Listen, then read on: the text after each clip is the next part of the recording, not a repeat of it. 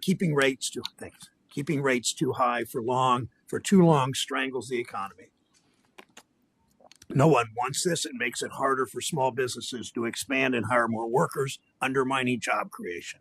Higher rates also stifle overdue investments that are creating high-quality, good-paying jobs and that are necessary for us to remain the most competitive and innovative economy in the world. High interest rates are raising housing costs higher and higher for families already facing a tough market with too few options and too high prices. I hear from so many Ohioans who feel trapped. Those who rent feel like they'll never be able to afford to buy. Those who already own their homes feel like they'll never be able to afford a larger one if they decide to grow their family. If they're fortunate enough to have an interest rate from a couple years ago, they obviously don't want to give it up. It limits their choices, it limits the housing supply, and by driving up construction costs, higher rates make it even harder to build new apartments and homes. So we have even less supply at exactly the same time when it's harder to afford a mortgage. Families are stuck delaying the purchase of their first home and renting for longer. That cycle drives rents up even further. Americans pay a steep price for higher interest rates. Continued high rates are not going to make life less expensive for workers and their families. We know why prices are high years after supply chains have improved. It's the same cause of so many of the problems in our economy. Corporations want bigger profits to reward their executives. Today we'll vote in 2022, at the peak of inflation, corporate profits soared to historic levels. That's not hyperbole. That's fact. Corporate profits soared to historic levels. As you know, where those profits went, right into the pockets of their top executives.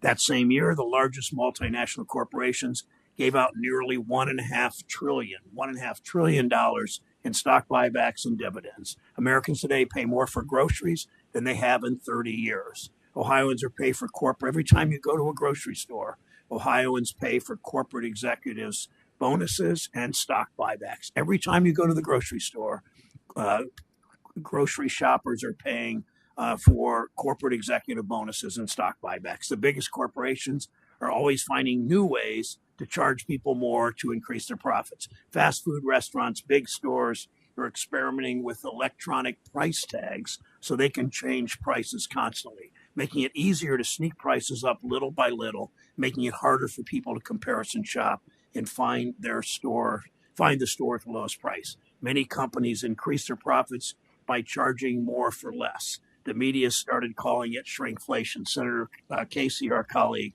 from Pennsylvania, has particularly been a leader pointing this out. A bottle of Gatorade used to be 32 ounces. Now it's 28 ounces. But the price hasn't gone down. And if anything, it's gone up a bit. It's why I introduced legislation that would stop that kind of deceptive corporate practice. It's the kind of solution we need to take on corporate price gouging. Has nothing to do, Mr. Chairman, as you know, with higher interest rates. The Fed doesn't only set monetary policy. You also make the rules that keep our banking system safe and sound and consumers' money safe. We've had some positive development, Mr. Chair, since the last time you testified in June, like the update to the Community Reinvestment Act. Thank you for your work on this. This took years of listening carefully to all stakeholders. It was long overdue. We'll be watching to make sure you implement this quickly so banks are fulfilling the purpose of the Community Reinvestment Act. I spoke to Ohio bankers yesterday, most of them small banks. They understand the importance of this. You also issued an updated capital requirements proposal called Basel III, the subject of much discussion in this committee. Strong capital requirements, how we ensure if Wall Street bets don't pay off, shareholders and investors are on the hook, not taxpayers. Too many examples in this committee, in this Congress, in this country of taxpayers holding the bag for corporate misfeasance and malfeasance and greed. We need these guardrails in place. I urge you to remain committed to protecting the public, despite the massive amount of money big banks and their lobbyists are spending to trying to kill these taxpayer protections. Let's finish the job. Let's finalize Basel III. Last year's bank failures also demonstrate the dangers of letting the banks chip away at rules and oversight. It's entirely predictable. Bankers desperate to increase their already massive profits take big risks that undermine our economy. When things go wrong, bank executives come to regulators with their hands out, accepting no responsibility. It's why Congress must finish the job and pass our bipartisan Recoup Act Senator Scott and I worked on 21-2 in this committee to hold senior bank executives accountable when they gamble with customers' money. When the biggest banks exercise special privilege, they do so at the peril of our broader economy. We've seen that too many times. We know that's the source of so much that's wrong in this country. Big corporations using their power and influence to write the rules of our economy to the benefit of them and their executives and their investors, to the detriment of everyone else. It's why I stand up for workers and why I stand up for their right to organize. It's why I stand up to take on railroads and drug companies and the biggest banks and corporations who time and time again try to rewrite the rules to increase their profit margins. Chair Powell, I look forward to hearing from you today. Thank you, how the Fed will work to promote an economy where everyone who wants a good job has the opportunity to find one. Senator Scott. Thank you. Chair Powell, thank you for coming this morning. Good morning. Appreciate you being here. Certainly 3 days, March 10th, it will be the 1-year anniversary of the failure of the Silicon Valley Bank. SVB marked the third largest bank failure in U.S. history and certainly the largest since the 2007-2008 financial crisis. I've said it many times before, and I'll say it again today, that there are three major components to SVB's failure. First, the bank was rife with mismanagement. Second, there was a clear supervisory failure, and our regulators were certainly asleep at the wheel. And third, President Biden's reckless spending caused record high inflation, which resulted in drastic interest rate hikes and tremendous loss. When you print and spend trillions of dollars at the end of COVID, we should not be surprised that we have record high inflation. Record high inflation translates into today still 40% higher for gas for your car, 30% higher for your food, 20% higher for your energy costs. The devastation the average American is facing because of bidenomics is undeniable, but certainly measurable. So I'm glad to spend some time talking about the state of our economy, an economy that has been ravaged, as I've just spoken about, by inflation, suffering under the weight of an open border and millions of illegal immigrants, and drowning in disastrous regulations. I hear from my constituents all the time that inflation and an unsustainable cost of living continue to impact their families. For far too many, the American dream seems further and further out of reach than ever before. And frankly, the past 3 years of this administration's failed policies have landed us right in that spot. In fact, last month, Treasury Secretary Yellen sat before this committee and attempted to spin a narrative of how strong the economy is, how well off consumers are, and how much people have in the bank, thanks to Bidenomics. But in the midst of this, she also admitted that many prices are not going down. In fact, she said, and I quote, "We don't have to get these prices down." Tell that to the mechanic working in South Carolina. Tell that to the teacher trying to put gas in the tank. It is simply unacceptable. Because the truth is that Americans are now spending more of their income on food than they have in 30 years. The truth is that housing affordability remains at its lowest level in 40 years. But inflation isn't the only concern I'd like to raise. I'd also like to address the economic impacts of illegal immigration. During your recent interview on 60 Minutes, you stated that over time, the U.S. economy has benefited from immigration. Let's be clear. America is a nation of immigrants, no doubt. But when we talk about illegal immigration today, we must also face the dire reality that our towns and our cities are suffering from the adverse impacts of illegal immigration facilitated by the Biden administration's open, unsecure, and unsafe southern border. Because of President Biden's policies, we've seen over 7 million illegal immigrants cross our borders in just 3 years. By the time this election happens this year in November, The numbers suggest it could be as high as 10 million illegal immigrants coming into our country. So we cannot have an honest conversation about the benefits of legal immigration in our labor force without also addressing the elephant in the room. Our country is strained. Our economy is strained under the weight of illegal immigration. In fact, recent reporting has highlighted that cities and states across our country are struggling to keep pace, and some have been forced to cut public services to Americans in order to fund the cost of feeding and housing illegal immigrants. One clear example we saw in New York City were the poorest kids in the city, minority kids in the city, were stuck at home because the city was using the schools to house illegal immigrants. Another example, the city of Denver recently announced that some of its employees may have their hours cut in order to reallocate funds toward the city's migrant crisis. How in the world is that fair to Americans? It's not. We must get the illegal immigration crisis under control, because if we don't, our local economies will continue to be crushed and opportunities will continue to be stripped from our citizens and their families. Finally, as if inflation and the negative impacts of illegal immigration were not enough, the tsunami of regulatory red tape coming from our financial regulators further threaten economic opportunity across the board. For months, we've heard bipartisan criticism of the Fed's Basel III endgame proposal, which will restrict lending and access to credit for those who need it the most.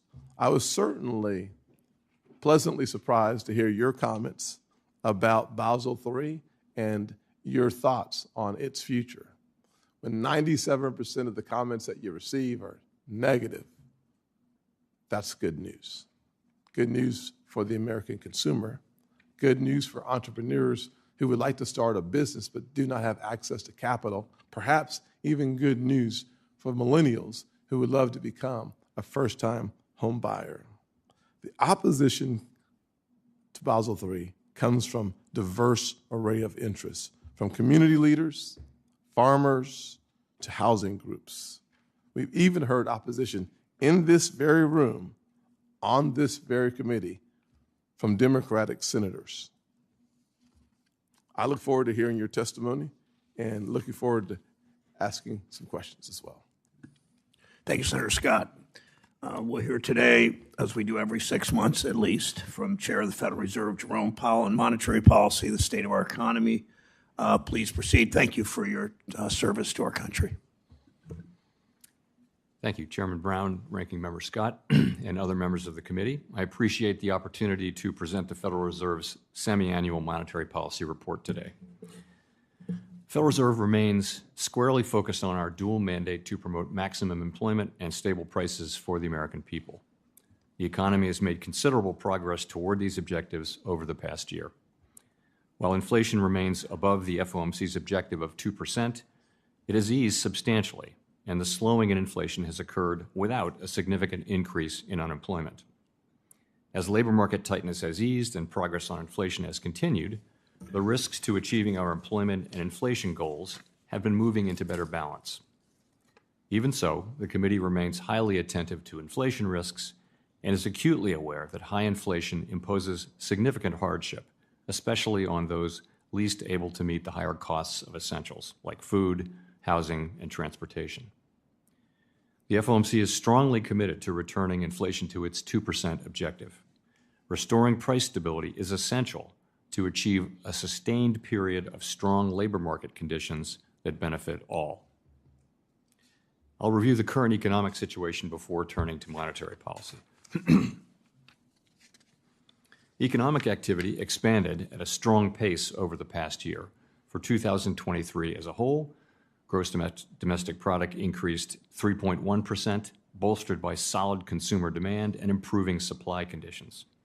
Activity in the housing sector was subdued over the past year, largely reflecting high mortgage rates.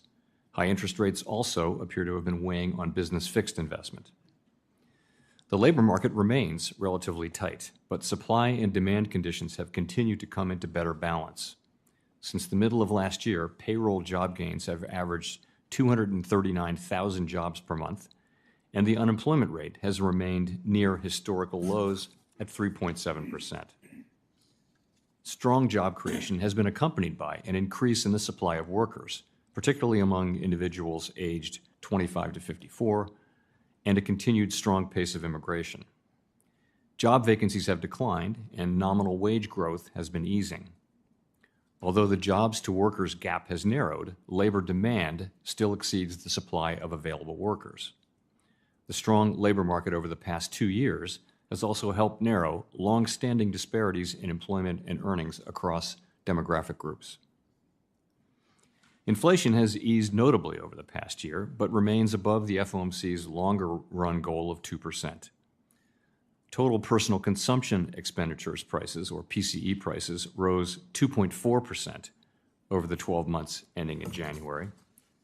Excluding the volatile food and energy categories, core PCE prices rose 2.8%, a notable slowing from 2022 that was widespread across both goods and services prices. Longer-term inflation expectations appear to have remained well anchored, as reflected by a broad range of surveys of households, businesses, and forecasters, as well as measures from financial markets.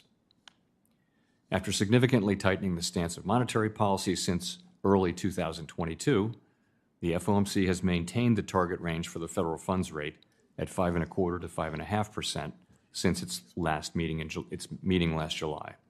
We have also continued to shrink our balance sheet at a brisk pace and in a predictable manner. Our restrictive stance of monetary policy is putting downward pressure on economic activity and inflation. We believe that our policy rate is likely at its peak for this tightening cycle. If the economy evolves broadly as expected, it will likely be appropriate to begin dialing back policy restraint at some point this year.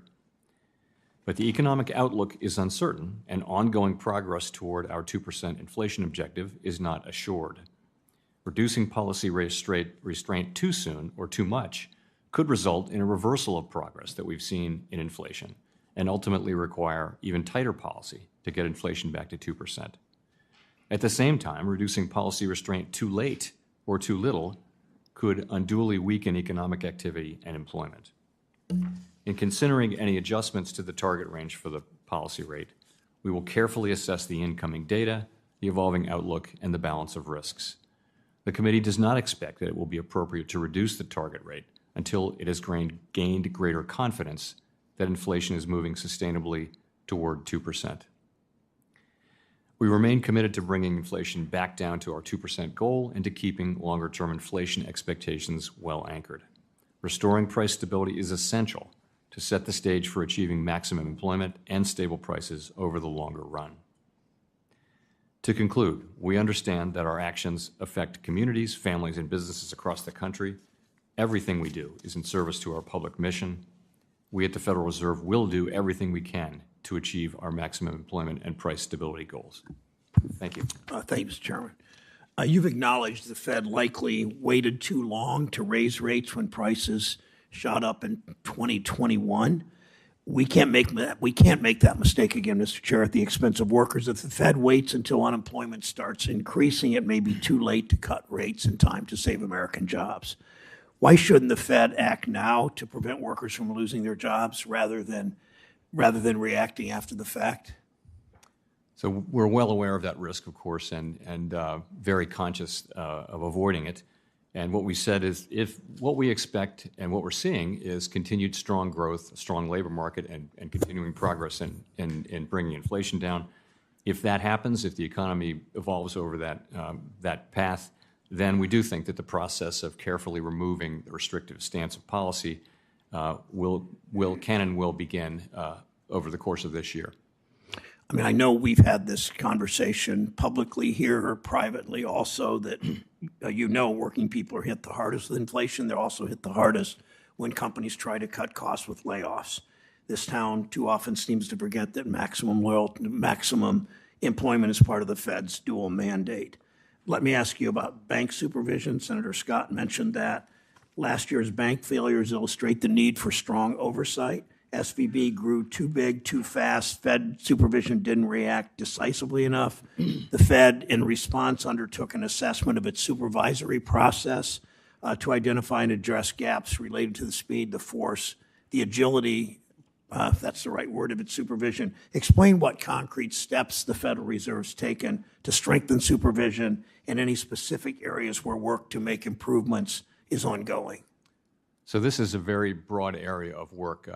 There are, many people in the Federal Reserve System who are involved in supervision, thousands of them, and there's a rule book, and so there's been careful study and thought and a lot of listening to understand how we can meet those goals of being quicker and more effective. Basically, is how I would say it. If you look at Silicon Valley Bank, we weren't quick enough and we weren't effective enough where we were in, and so we're working hard to develop a new rule book and another set of practices, which is still going to be evidence-based and fair, but it's going to involve earlier interventions and more effective ones. And I think this is work that's ongoing and will be for some time. Thank you.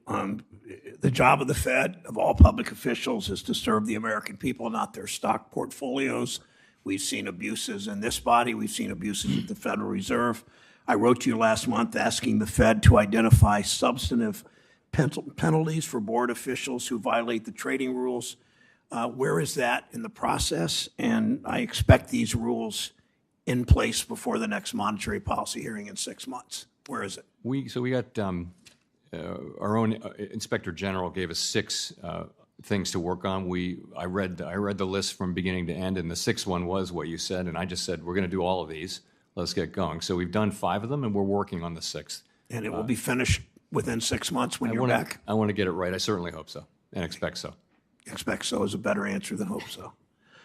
One last question. More and more, many companies use algorithms that combine competitors' price information to engage in what they call dynamic pricing or surge pricing. You know that corporate PR teams worked hard on this. Just another way for corporations to make it harder for consumers to seek out lower prices and to pad corporate profits.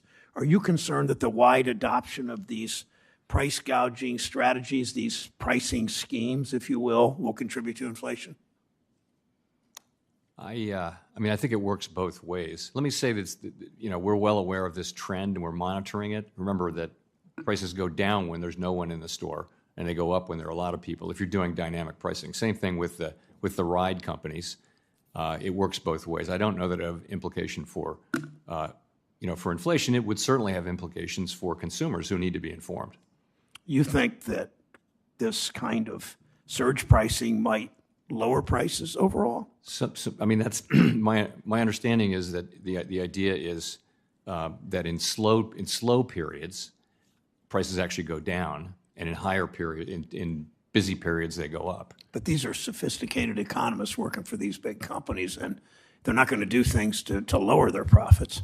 I think the price mechanism is incredibly important in our economy. I think we need to give companies the freedom to do that as long as they're not fixing prices or failing to disclose the nature of the price changes to the public. I have a few seconds. Research has indicated constrained supply was behind a significant amount of the inflation we've seen over the last few years. If the supply chain, for instance, of autos had been more resilient, or if there had been more housing availability, would that have made your job easier? Yes, in a word. Yeah, a big part of the inflation was, and we saw it in 2023 when the supply chain problems unwound and when the labor supply shock that we had unwound as well. We saw inflation come down very quickly in the second half of the year. But it's also down to tight monetary policies playing a role as well. Which leads me to the plea with you to speak out about inflation, about the contribution of corporate profits and greed to inflation. Thank you.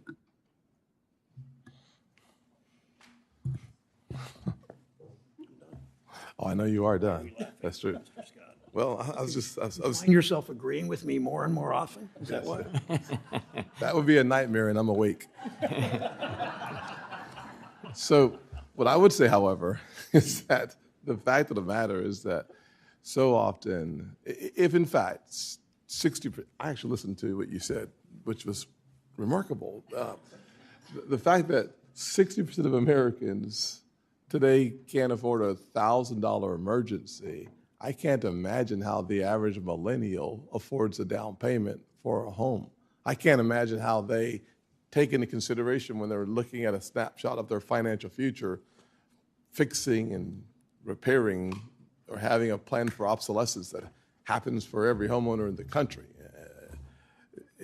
I think the issue is far more complicated and would love to delve into that over the next 4 minutes and 18 seconds. But my first question is a combination between the challenges of illegal immigration and crime. It seems like every single week there's another story of another city underwater attempting to feed and house millions of illegal immigrants, and American taxpayers are footing that bill. Like I mentioned in my opening statement, just recently in Denver, we saw city workers having their hours essentially zeroed out so that the city could allocate more resources for the illegal immigrants. In San Francisco, they say that the average cost between San Francisco and Oakland, because of crime, is almost $4 billion. Couple that with, in New York, you see Governor Hochul bringing out the National Guard and the state police to help reduce the impact of crime. At the same time, Mayor Adams says he needs more money because the state of affairs from illegal immigrants in the city is devastating the economy, scaring the citizens, and reducing the opportunity for business as usual to return to New York City. So my question is, can you explain how our economy is expected to continue shouldering the burden and the costs because of illegal immigration? And what, if any, information do you have as it relates to the impact of this surge of crime in our major cities on the economic outcomes of those cities? Because I heard the discussion that when you have more folks in the store, you have more shoppers, except for these days, when you have more folks in the store, sometimes they're just there to steal. So you quoted my statement earlier, and it was an accurate quote, for which I thank you. But I would say right before that, what I said was immigration policy, very important, very much under discussion, and it's none of our business. We don't set immigration policy, and we don't comment on it. So, but you commented on immigration. So my point, though, is that when you're going to tell a story, please tell the whole story, especially when the nation is frustrated by nearly 10 million folks by the end of this year coming into the country and having the kind of negative impact on prices, on crime, on the challenges that everyday Americans, especially Americans living in the poorest parts of America, face on a daily basis.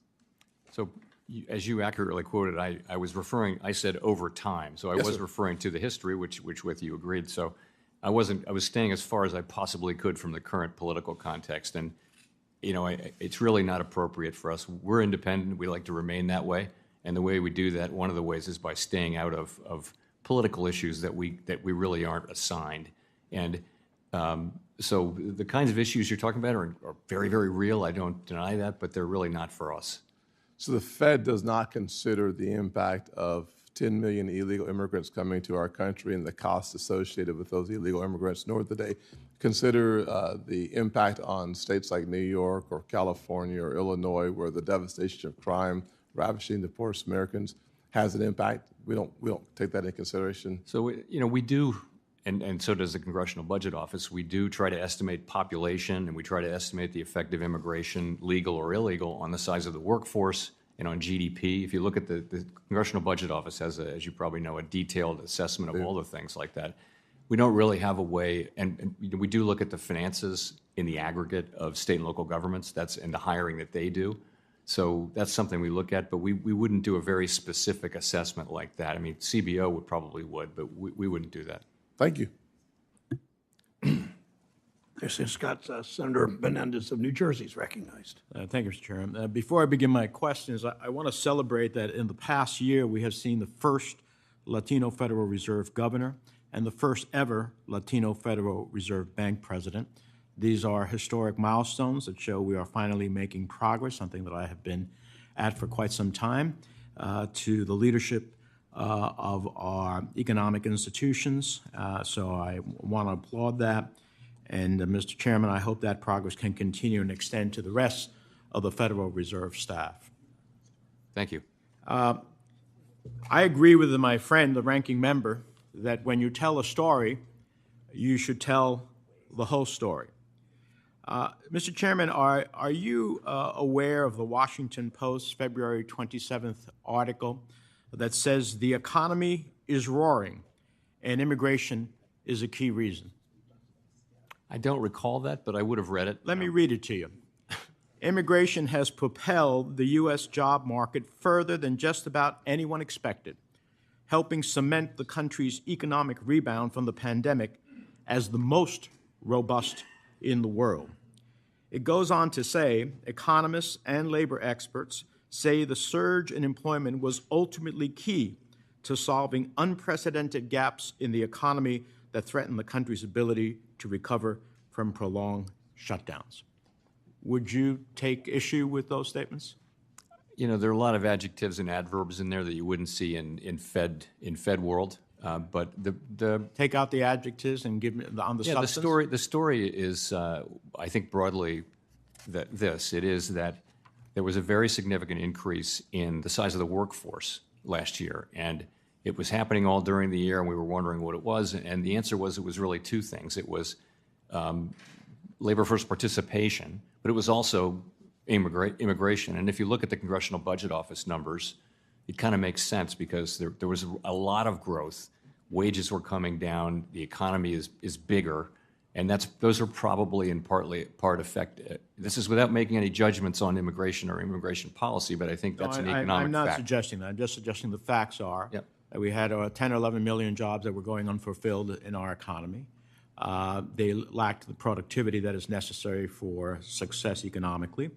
And as part of that, clearly, immigration helped fuel part of our revival coming out of the pandemic. In fact, those were the people who were the essential workers when the rest of us were staying home. So I agree we need to do what is necessary to have a regularized border. But I also think that just to create the context of immigration as a scourge is absolutely wrong. Let me turn to another question. In my view, the sticky inflation we've been seeing in the housing sector is principally due to the massive nationwide housing shortage. The Fed's monetary policy report attributes the shortage to restrictive zoning, high interest rates, and tighter underwriting by banks.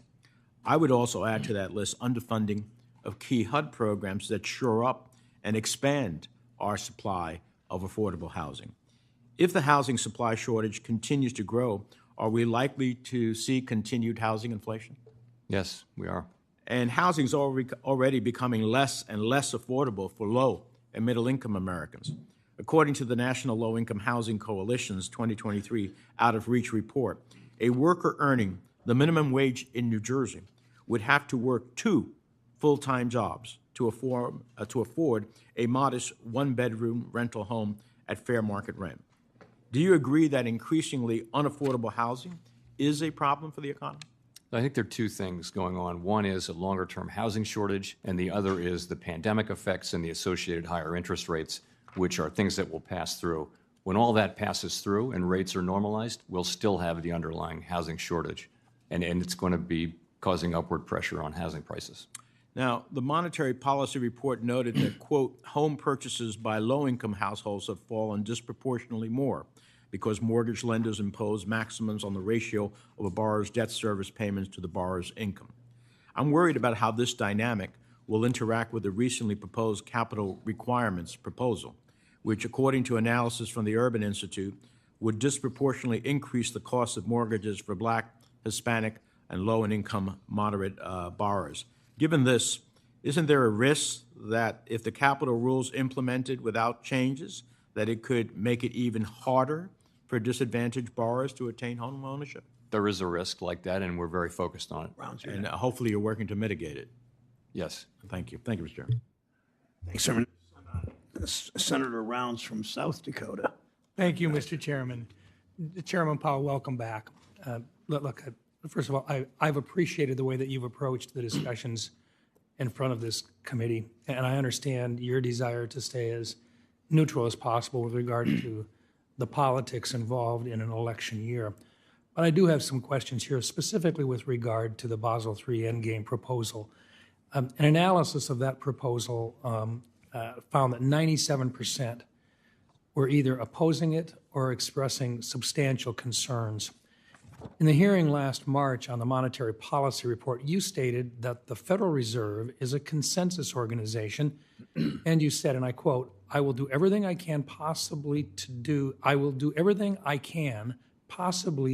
to bring people together in consensus and have a capital framework that could be broadly supported. My question to that is, do you currently believe that there is a consensus on this capital framework? I believe that we will have one. I'm fairly confident that we will have such a consensus when we do move forward. So we could expect that you will probably not call a vote on the proposal until you believe that there is a consensus? I think that's right. I mean, we're just in the process of digesting the comments and then making the appropriate changes. Thank you. As you are aware, I've weighed in several times on the concerns that I have with regard to Basel III Endgame, including I'm concerned about the lack of transparency, the negative effects on mortgage lending and home affordability by disincentivizing banks from offering high loan-to-value loans that primarily help first-time home buyers and low to moderate income borrowers. I'm concerned that the proposal will make buying a home harder than it already is for many. And further down the road, I fear that it could disincentivize mortgage lending from the largest banks, particularly with regard to the secondary market and their impact on even smaller banks that do business with them. Would you be willing to withdraw the proposal or repropose with significant modifications, particularly addressing the concerns that I and others have on this committee, raising specifically with regard to the impact? And I'm thinking of Freddie and Fannie in particular and what the impact might be. What would you see as the process involving those particular issues? So on those issues, we're well aware of and very focused on those issues. We haven't decided what to do about that yet, but we get it on those issues. In terms of process, we're not at the stage of making that decision. I will say if it turns out to be appropriate when we get to that point for us to repropose parts or all of the thing, then we won't hesitate to do so. Okay, thank you. Makes me feel a little bit better because I do think there are some very serious problems that would occur if the Basel III Endgame as proposed goes into effect. And I most certainly am hoping that the Federal Reserve will find a consensus on this. And it sounds like that may very well include some significant modifications if it were to be brought at all. Is that a fair statement? I expect there will be material and broad changes to the proposal before it comes back to the committee for consideration, the board for consideration. Thank you, sir. Let's just, with regard to the economy today, a limited level of price growth is believed to help facilitate economic expansion, reduce the risk of recession, and help businesses and consumers plan. However, during the Biden administration, we saw inflation climb to 13%, and those prices are now the new norm. I know that you make it a policy not to comment on the administration's fiscal policy, but it is well known that I really do believe that high inflation and high prices have been a direct result of President Biden's policies, failed in many cases, that the Federal Reserve has limited tools to address some of the problems that these policies created. We talk about supply side versus demand side on these costs. What have been some of the unintended consequences from raising the federal funds rate as rapidly as you felt that you had to as the chair and as the committee? What are some of those? I know that we talked a little bit about SVP and the failure there, their inability to look at treasuries and the increasing interest rates and so forth. But can you talk a little bit about some of the things that you've seen that were negative with regard to trying to respond to those high inflation rates? Yes. So high interest rates are hard for businesses. They're hard for people. They're the thing they're the tool that we have. to use to bring inflation down. And our job at this time, when high inflation comes, it is the Fed's job to restore price stability, and that's what we're doing. You point to the losses in banks. That was a very substantial thing, and obviously the supervisors, and that was us, didn't get to that problem. We were aware of it, but we didn't probably appreciate it enough. Another surprise, though, is that we were able to get this far and get inflation down this quickly without seeing a big increase in unemployment, and that's just a great result. That's just a surprise. It's not consistent with the historical record, but it's a really positive thing. Thank you. And I would just know the only tools you had available were demand-side tools. Yeah, that's right. Thank you. Thank you, Mr. Chairman. Thank you. Senator Warner of Virginia is recognized. Well, thank you, Mr. Chairman. Chairman Powell, it's great to see you. I would point out to my good friend from South Dakota, I do think, if we'd gone back a year to 18 months ago, nobody would have predicted a soft landing.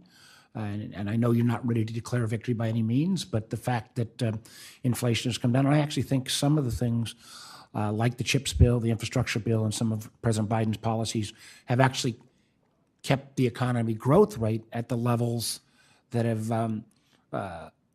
allowed you to bring down inflation without seeing a dramatic rise in unemployment. And again, that'll be something we'll probably have the opportunity to litigate over the next 8 or 9 months. I want to take my time on issues around less about monetary policy and more about regulation.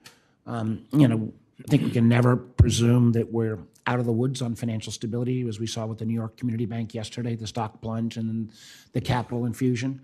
One area that I raised with you a year ago, I want to re-raise today, and that is non-bank lending. The fact that non-bank lending in terms of to non-financial firms now is actually exceeding regulated bank lending. And let me be clear, I've got, the non-bank financial sector has done productive things in our society over the years. But when folks like former New York Fed President Dudley and former Fed Governor Grosvenor recently said that they had worries about this reliance on the non-bank financial sector could lead to overall economic lack of stability. I guess,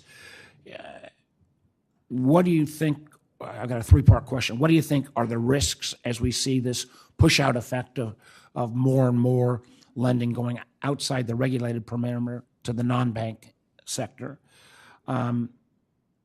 How much do we really know about these institutions? And one of the things, they have very smart, sophisticated investors, but if those very smart, sophisticated investors said, well, hey, we don't like the lending profile right now, and we want you to not make any additional loans for the next 6 to 9 months, do you think our system would be able to pick up the slack? So we have the regulated banking system where you've got a lot of transparency, you've got deposit insurance, you've got access to the discount window and all those things, regulation. If you go outside that, most of the funding that we see now in these vehicles is sophisticated investors who are actually limited partners, meaning they can't pull their money out. They've signed a contract, they've funded these deals. And so what you see now in the non-bank financial sector is significantly, it's that kind of thing. So it doesn't have the run risk. The point is, the bigger it grows and the more diverse it gets, it is happening outside the regulatory perimeter, and you worry that when there is another crisis, you'll be surprised, but there will be ways that financial structure too can break down, and it does break down in ways we don't anticipate. So I think we need to be smart about the way about intermediation is absolutely moving out of the banks into the capital markets and into non-bank financial institutions. That's what's been happening for a long, long time. I just think we need to be thoughtful about understanding where the risks are emerging. And that sophisticated investor may rightfully say, hey, we don't want you to lend anymore for a X period of time, but that may then, at that moment of crisis, mean that the lending capabilities completely dry up. And one of the things I never completely understood until I got a little better explanation recently, why the large regulated banks weren't more complaining about this non-bank lending. But as I got to understand a little bit more of the, and again, I'm not per se criticizing on the non-bank lending, but many of the regulated banks actually lend to these large institutions, so they make money off of those relationships, and maybe that's again an explanation of why they're not being more critical. I only got 40 seconds left, but I would like to come back to another thing that we've talked about a lot, and that is the question of use of the discount window. I believe one of the original tools that the Fed had. I know banks say, well, we're concerned about the stigma. I've got some legislation that would actually require mandatory use of the discount window. I'd love your comment on that. And also just the idea that having the mechanics of the discount window open, potentially even 24/7, because we saw with SVB, they didn't know how to use it, but two, if they wanted to use it in the non-bank hours, could they get access? There's a lot of work to do on the discount window. You're absolutely right. It needs to be brought up technologically into the modern age. We need to do more to eliminate the stigma problem, and we need to make sure that banks are actually able to use it when they need to use it. And those things that's a broad work program that we're on right now, and it's very important. I know you're working on it, but I would look forward to working more, and I'd invite other colleagues. I really do think before we start adding a whole host of the other regulatory issues, we ought to use some of the tools that are out there. You're not gone. So I just checked in at the Veterans Committee. Senator Tillis, North Carolina. Thank you, Mark. I was about to take control, Senator Warner. Welcome, Chair Powell, and Gus sends his regards. If you have time after the hearing, you ought to go by and see him. He's a dog in our office. But I don't want to disturb his nap. But but thank you for being here. I want to get back on this Basel III proposal. Senators Lummis, Coons, Gillibrand, and I sent a letter indicating our concerns with the current proposal. But I think it's also worth noting that the number of other organizations, a diverse group that are not normally aligned on policy. You got bank trades, National Housing Conference, NAACP, Habitat for Humanity, National Community Reinvestment Coalition, the list goes on, who have concerns with the current proposal. Here's my concern. I think we're trying to make the best of what was foundationally a bad proposal. And so I'm in the category of people who think that it should be reproposed, because I think one of the reasons why I did not support Mr. Barr's nomination is I felt like we were going to be here. I mean, it was pretty clear to me before he ever got confirmed on the board that we were going to be in this place some months or years later. And here we are. And I think that the industry felt the same way. All of these stakeholders, some of them are in banking trade, some of them are on the other side of the spectrum. So I'd like to cast my vote or provide some weight to the idea that we should repropose it. And what we ought to do is talk about the reality of increasing capital, or the prospect of increasing capital requirements doesn't concern me. I think the prior Fed supervisor had made comments publicly that maybe we needed to raise capital standards. But what we did hear in this proposal, and I heard in that dialogue, is let's deal with puts and takes. Let's talk about raising capital requirements, but let's also talk about reducing the cost of the regulatory burden today if we can do it responsibly. There's no evidence of that in the current proposal, and I think that may actually produce a different set of comments that would be instructive to a final proposal that I think realistically will include some increasing capital requirements. So over what time horizon do you think we would expect to either try to make the best of this foundation or go back and take a look at a new foundation and repropose it? We're going to work through it as quickly as we can and should. I will say it's more important to get it right than it is to do it fast. We're not in a hurry. But my guess is we'll work this out over the course of this year. Yeah.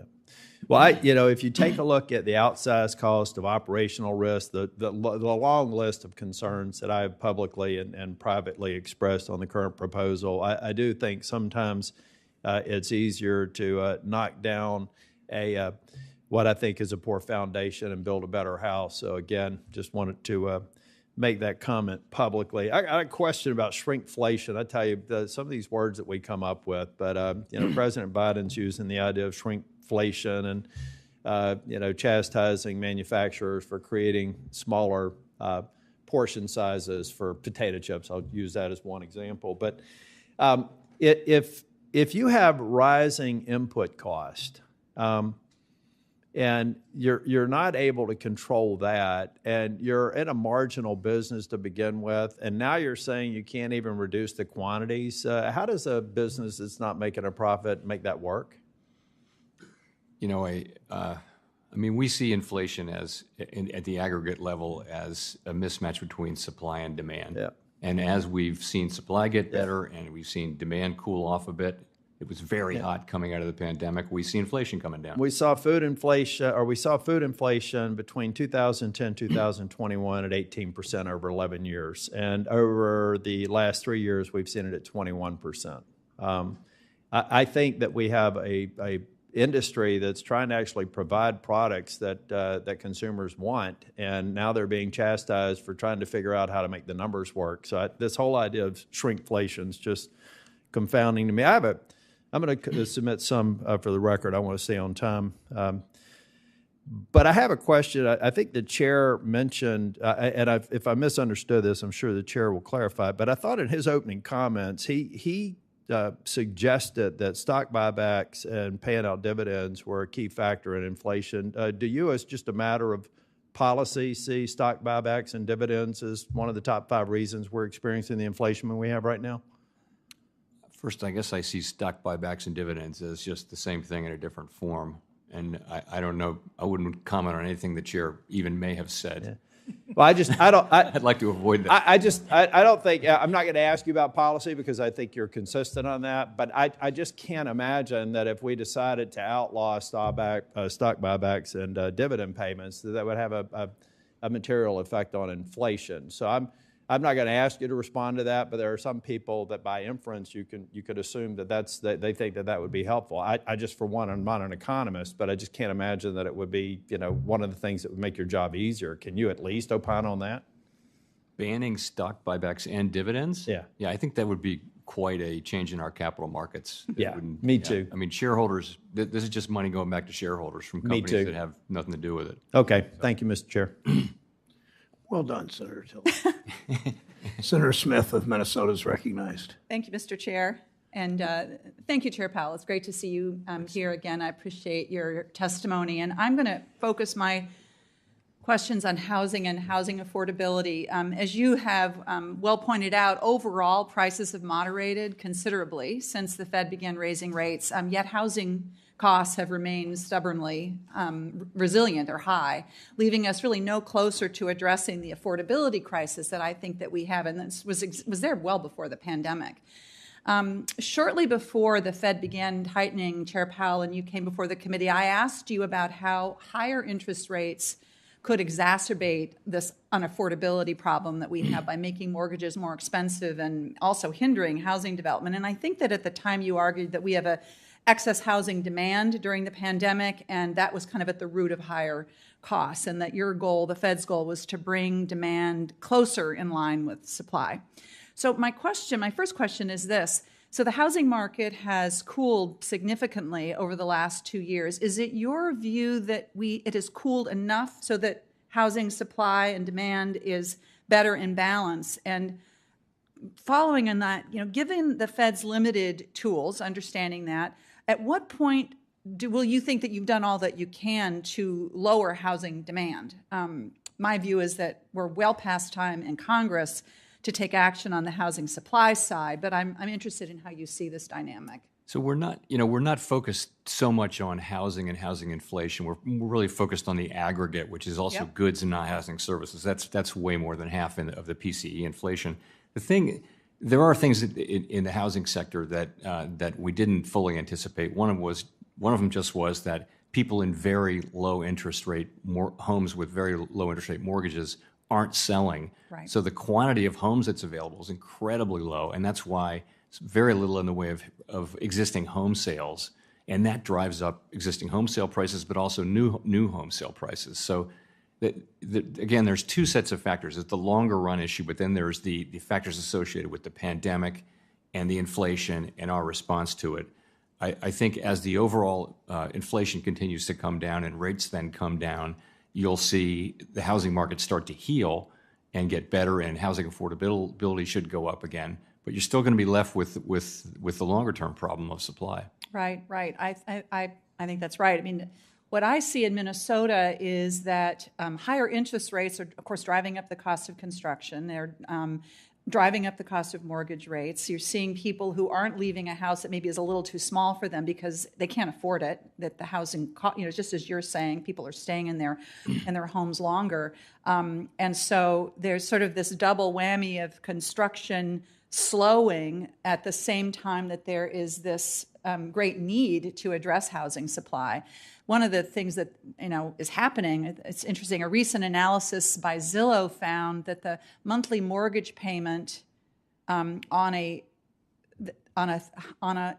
me get this right. A recent analysis by Zillow found that the monthly mortgage payment on a home, on a $343,000 home, assuming 10% down payment, is about $2,200 a month. Okay, so $2,200 a month. That means the cost of owning a typical home is higher than 30% of median income, which is kind of the measure of affordability.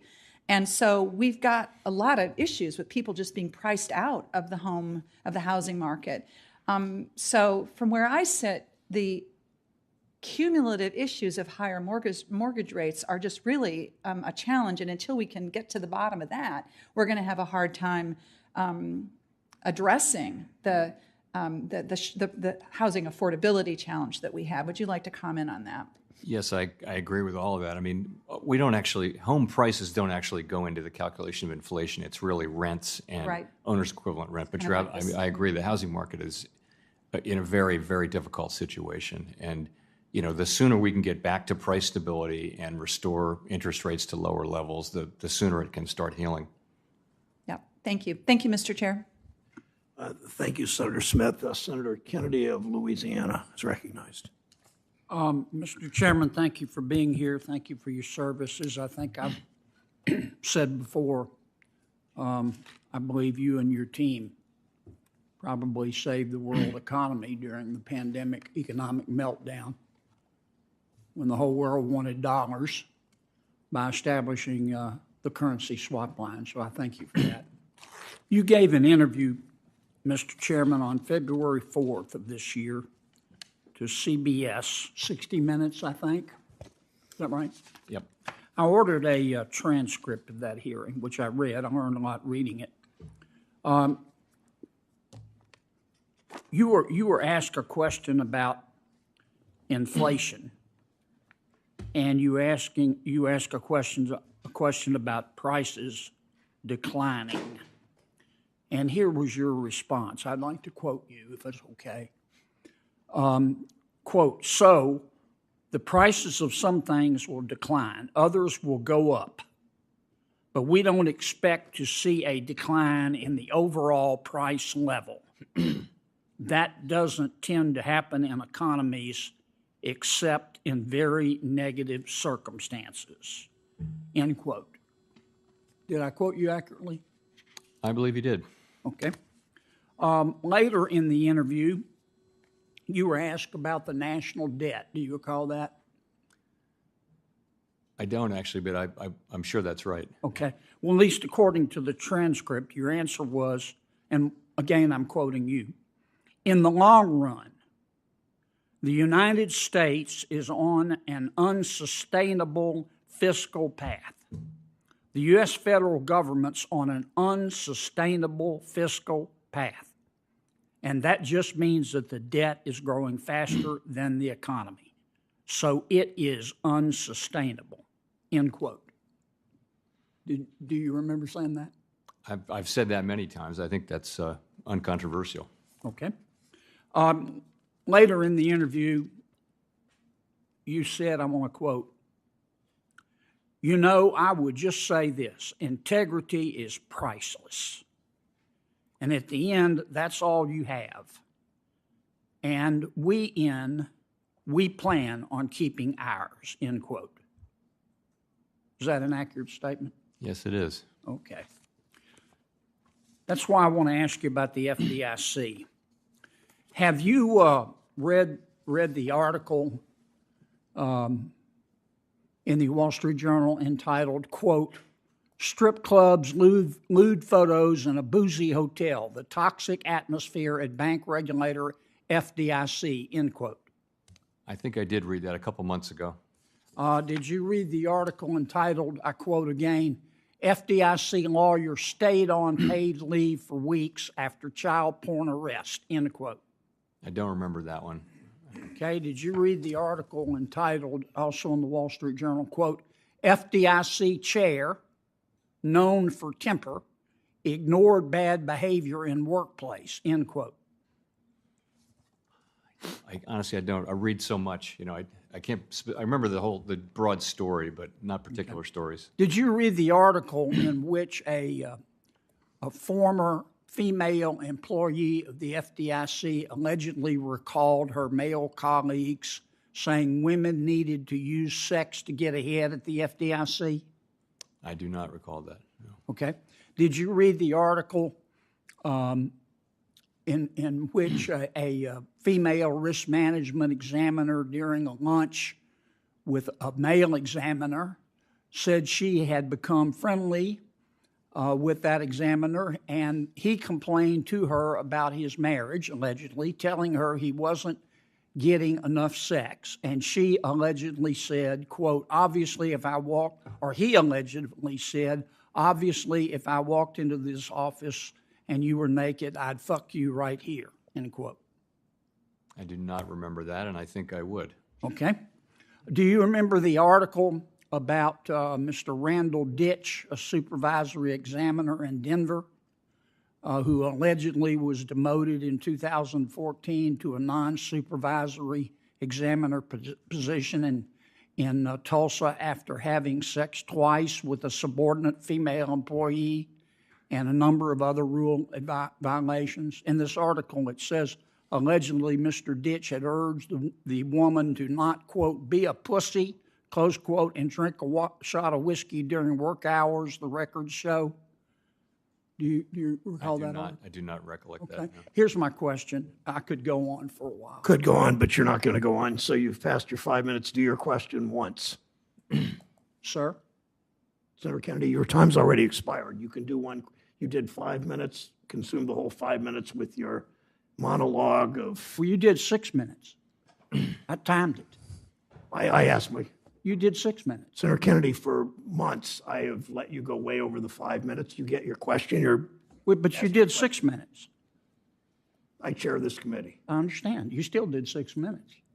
Check the record. I'm going to order, you're going to be at 6 minutes and 15 seconds if you continue this argument, or you're going to ask your question. I'll ask my question. I just wanted the record to be clear, Mr. Chairman.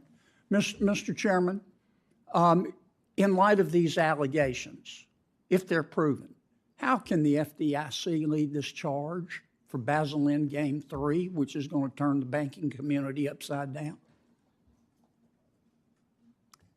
I don't know how I would make the connection to Basel III. I'll say it's deeply troubling things, obviously, but again, as your point was, if proven, and I think we have to decide Basel III on its merits, and we're not looking to the FDIC to lead this, by the way. We're looking at the Fed to do what the Fed thinks is right.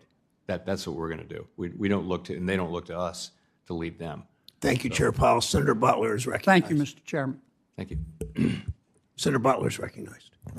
Thank you so much, Chair and Chair Powell. Good to see you in person, and thanks for the time to talk. I want to pick up a little bit where Senator Smith was in relationship to housing affordability, and hopefully draw a little bit on the point that you were making about rents. It definitely is an important crisis in my state of California, and I know across the country, where, at least according to the California Department of Housing and Urban Development, renters in San Diego are paying about 50% of what is, they're spending more than 50% of what is considered affordable. And statewide, the majority of renters, more than 3 million households, are spending more than 30% towards rent. Nearly 1/3, more than 1 in 5 million households pay more than 50% of their income towards rent. And the Chicago Fed President Goolsbee even referred to housing as a missing piece of the puzzle in the Fed's path to lower inflation. So to the continued conversation, and I know a point that you've made that about how inflation has a disproportionate impact on lower income households who are focused on spending more of their monthly budgets on housing. How is the Fed's monetary policy impacting the supply of affordable rentals? I don't know that we're affecting the supply of affordable housing. If you think of affordable housing as something that's connected to some sort of government program, that's not our bailiwick. I mean, clearly interest rates do affect the affordability of housing, though. And there was a key point that you made in an earlier I think, reference about and in your response to Senator Smith about the monetary policy and the calculation of rents. Can you just just briefly talk about that? I want to have one last issue I want to get to before I run out of time. It's hard to talk about it briefly. It's actually very conceptually challenging to think about housing inflation. Do you include the costs of financing it? Do you include the sale prices? And the answer is we don't. We convert ownership into an imputed rent, and that's 2/3 of homes are owned. And then we actually measure rents, but leases only turn over once a year. So you look at market rents, and what's happening with newly signed leases may be very different from what was happening a year ago. So it's complicated, but the good thing is we understand all that, and we look through that. We look at housing services overall as one of the three important categories, along with non-housing services and goods inflation. Thank you for that. In the line of affordability and housing, again, sort of very general, I think, to the broad monetary policy and state of our economy and unique to California. And I raised this with Secretary Yellen when she was here as well, the insurance gaps that are presenting themselves due to the impact of climate change. Where 1 in 5 residents in California live in areas of that risk flooding, and all 58 counties have a history of flood damage. And we are seeing more and more insurance providers, home insurance providers, actually withdrawing from the state. You and I had talked a little bit about this in our preparation for today's conversation. Can you talk to me about or share with us how it is or what you think the impact might be of this sort of protection gap in insurance coverage on the overall stability of financial institutions in the broader economy? So it is clear that insurance of various different kinds, housing insurance, but also automobile insurance and things like that, that's been a significant source of inflation over the last few years. And it's to do with a million different factors. It's nothing that we control from a regulatory or a supervisory standpoint. In the longer term, companies are withdrawing from writing insurance in some coastal areas, and you got to think 10 years from now, how are you going to get housing insurance? And maybe the government will have to step in, but it's a significant issue. Thank you, Chair Powell. Thank you. Senator is next. Yeah, Vance. Senator Vance of Ohio is recognized. Thanks, Mr. Chair, and my gratitude to you and the ranking member for doing this hearing, and thank you, Chairman Powell, for being here. It's good to see you again. I think these hearings are always very important. Actually, give us an opportunity to sort of provide some oversight to what's going on at the Fed and better understand some of the things that you guys are doing that affect our constituents. Now, I wanted to sort of focus on the Basel III regulations, Chairman Powell, and specifically the way that they have. There have been various proposals to sort of draw them down to focus on the regional banks. And to just go back to sort of one of the most significant crises, obviously, in our banking sector, of course, the collapse of SVB and First Republic. You and I have spoken in private and I believe in public, but one of the concerns that I have is when we talk about increasing capital requirements on the banks. If the banks were under higher capital requirements in the run-up to the crisis, there's maybe an argument that SVB, for example, would have bought more long-term treasuries, which would have exposed their balance sheet to even more treasury bond risk. And that, of course, would have maybe hastened the collapse of SVB. And I guess I want to start here with, when we talk about, some of the Basel regulations, what was the original intent? In other words, what was the original sort of proposal for which banks would fall under those regulations and which would escape them? You mean this time around, or earlier on? This time around. So it's the 37 largest banks. It's down to, there's 4 categories of banks, including the G-SIBs, and this is down through the 4th category. The proposal that's out there now, I think, does extend to Category 4 as well as 3, 2, and 1.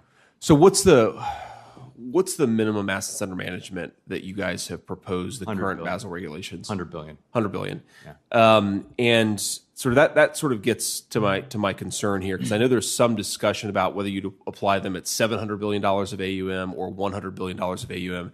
And maybe you could just sort of walk me through that decision process at the Fed, where you guys are and what would sort of justify drawing down from a $700 billion threshold to a $100 billion threshold. So there's the G-SIBs, there's the 8 identified G-SIBs, and then there's one category too, I guess, and then there are the big regionals, and those tend to be well-known big regional banks, and they're Category 3, and one of them's a 2, I guess, but they have a different tailored level of regulation. And then Category 4 had significant tailoring, and the question is, we have to ask the question, since SVB was a Category 4, we've got to ask the question, what, if anything, needs to be changed in the way they were regulated, supervised from a capital liquidity standpoint. So there was tailoring all the way down, and then below 100, of course, those are community banks, and that's a different regime as well. This makes sense. We want to have a diverse banking sector. That's a great benefit to our country, and very unusual for an advanced economy.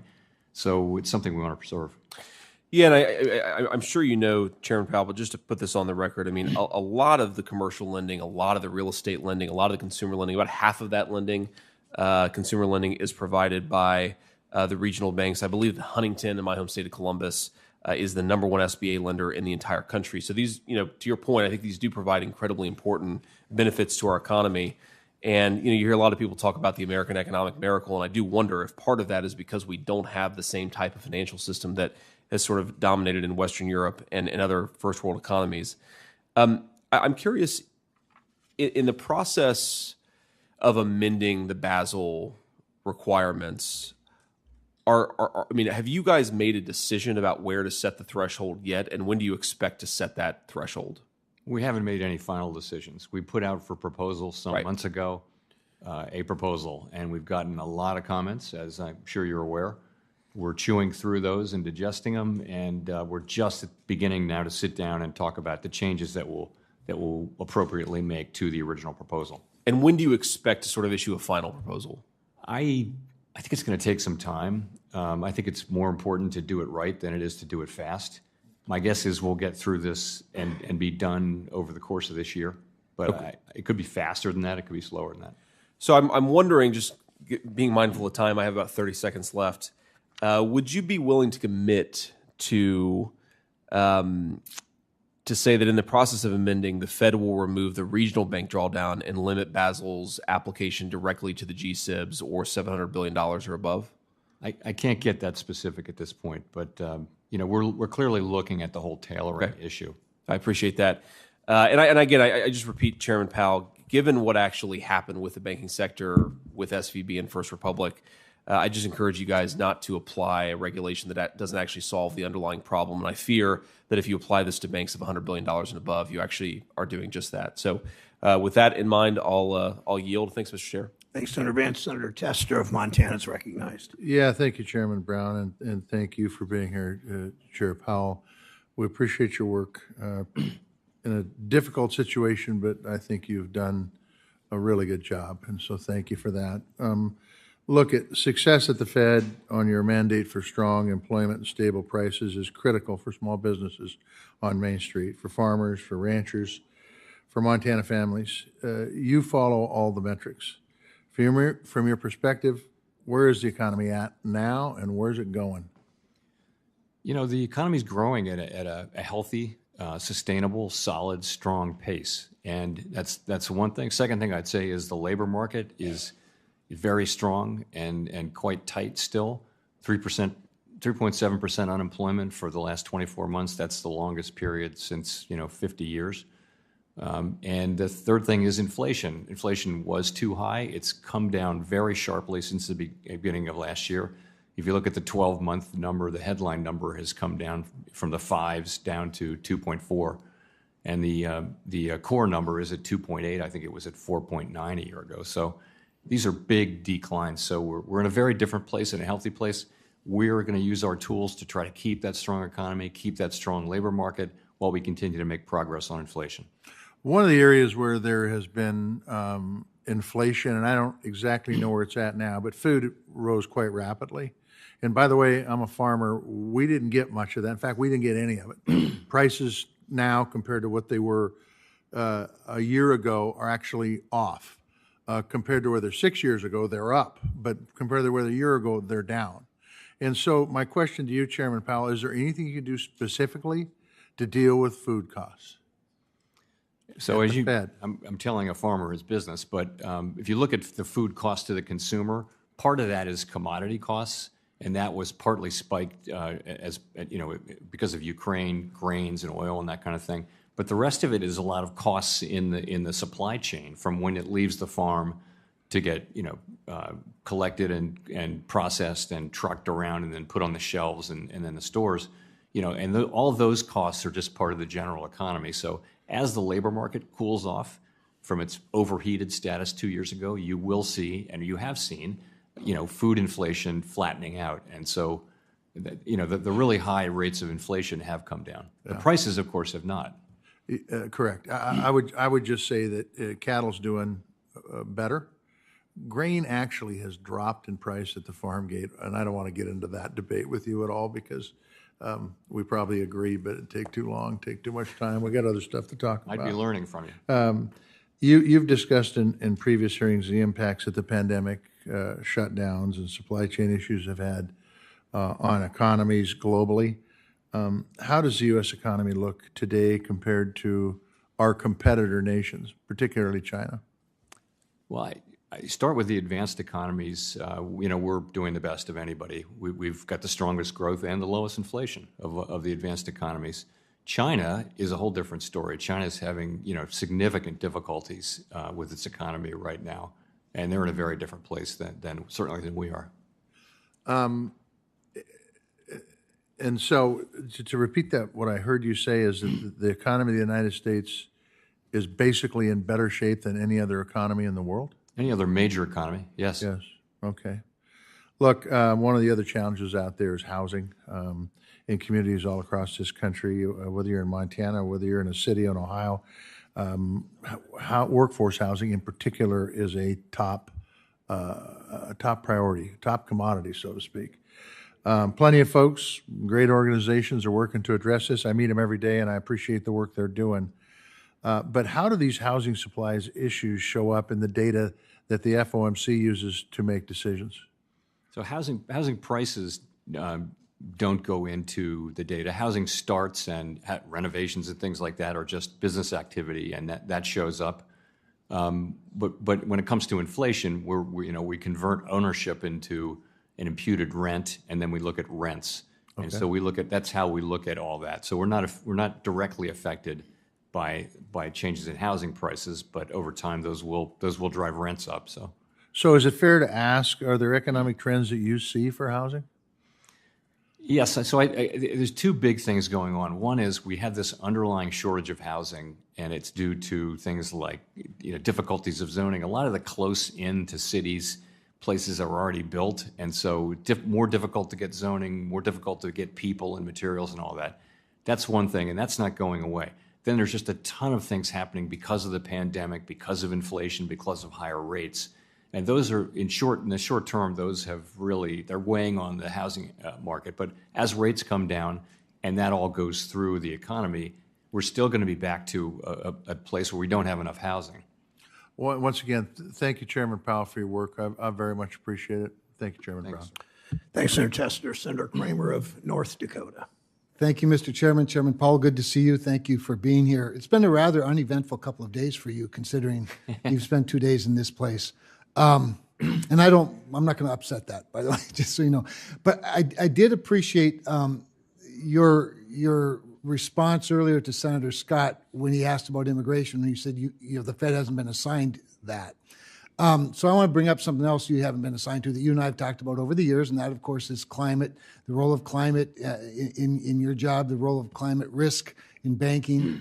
And you've often said, I think the most common statement was, we should stick to our knitting, I think is one of yours, stay in our lane, similar to what you said probably to Senator Scott.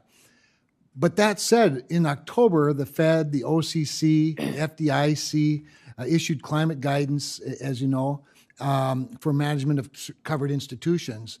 And so I'm just kind of curious, did Congress somewhere along the line give the Fed authority over climate policy as well? Or is that another one of those things that somebody just took on? And I realize you're not the dictator of the Fed, only the chairman of the Fed. But I'd be interested in, as the chairman, your views on it.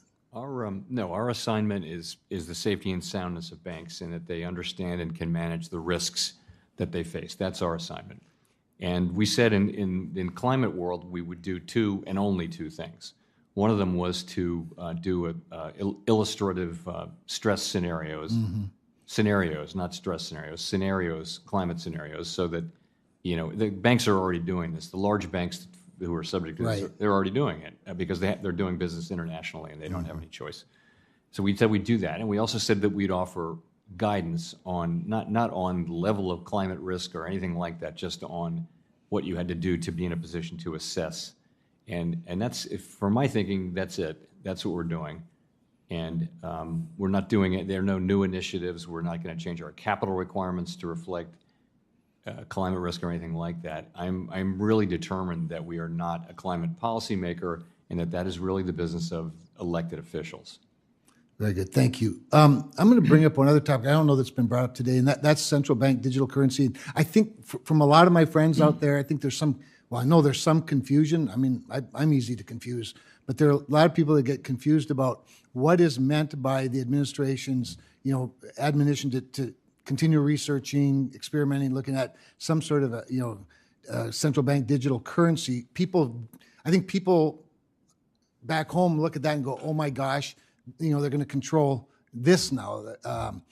And could you maybe just differentiate a little bit what people think of in terms of a Bitcoin or their held digital currencies versus what a central bank digital currency, who, in my view, should emulate cash, right? It still should be about the dollar, not about some different kind of currency. Could you just sort of help people back home better understand why they shouldn't be quite so frightened? First of all, I want to say that we're nowhere near recommending or let alone adopting a central bank digital currency in any form. But the idea is that as technology has evolved, money has become digital. So, but the government doesn't issue digital money. It's digital. If you look at your bank account, people don't hold those physical dollars. They're digital.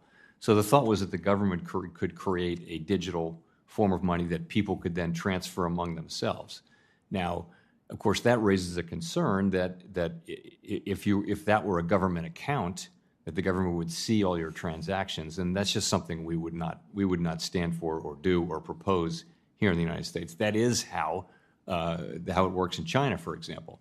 But that's not what if we were to ever to do something like this, and we're a very long way from even thinking about it, we would do this through the banking system. The last thing we would want, the Federal Reserve would want, would be to have individual accounts for all Americans, or any Americans for that matter. Only banks have accounts at the Fed, and that's the way we're going to keep it.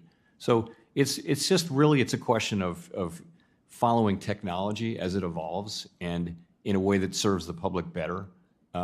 People don't need to worry about a central bank digital currency. Nothing like that is remotely close to happening anytime soon. That was very helpful. Thank you, Mr. Chairman. Thank you, Chairman. Kramer. Senator Cortez Masto of Nevada is recognized. Thank you, Mr. Chairman. Chairman Powell, great to see you again. Thank you for all of your good work. I want to talk a little bit about the commercial real estate and what's happening there. The Financial Stability Oversight Council's 2023 annual report identified commercial real estate as a financial risk. And the Fed's monetary report also noted commercial real estate prices continue to decline, especially in the office, retail, and multifamily sectors. I'm especially concerned that because of the low levels of transactions in in the office sector, prices have not yet fully reflected the true decline in the value. So can you expand on the emerging risks the Federal Reserve has identified in the commercial real estate market, one?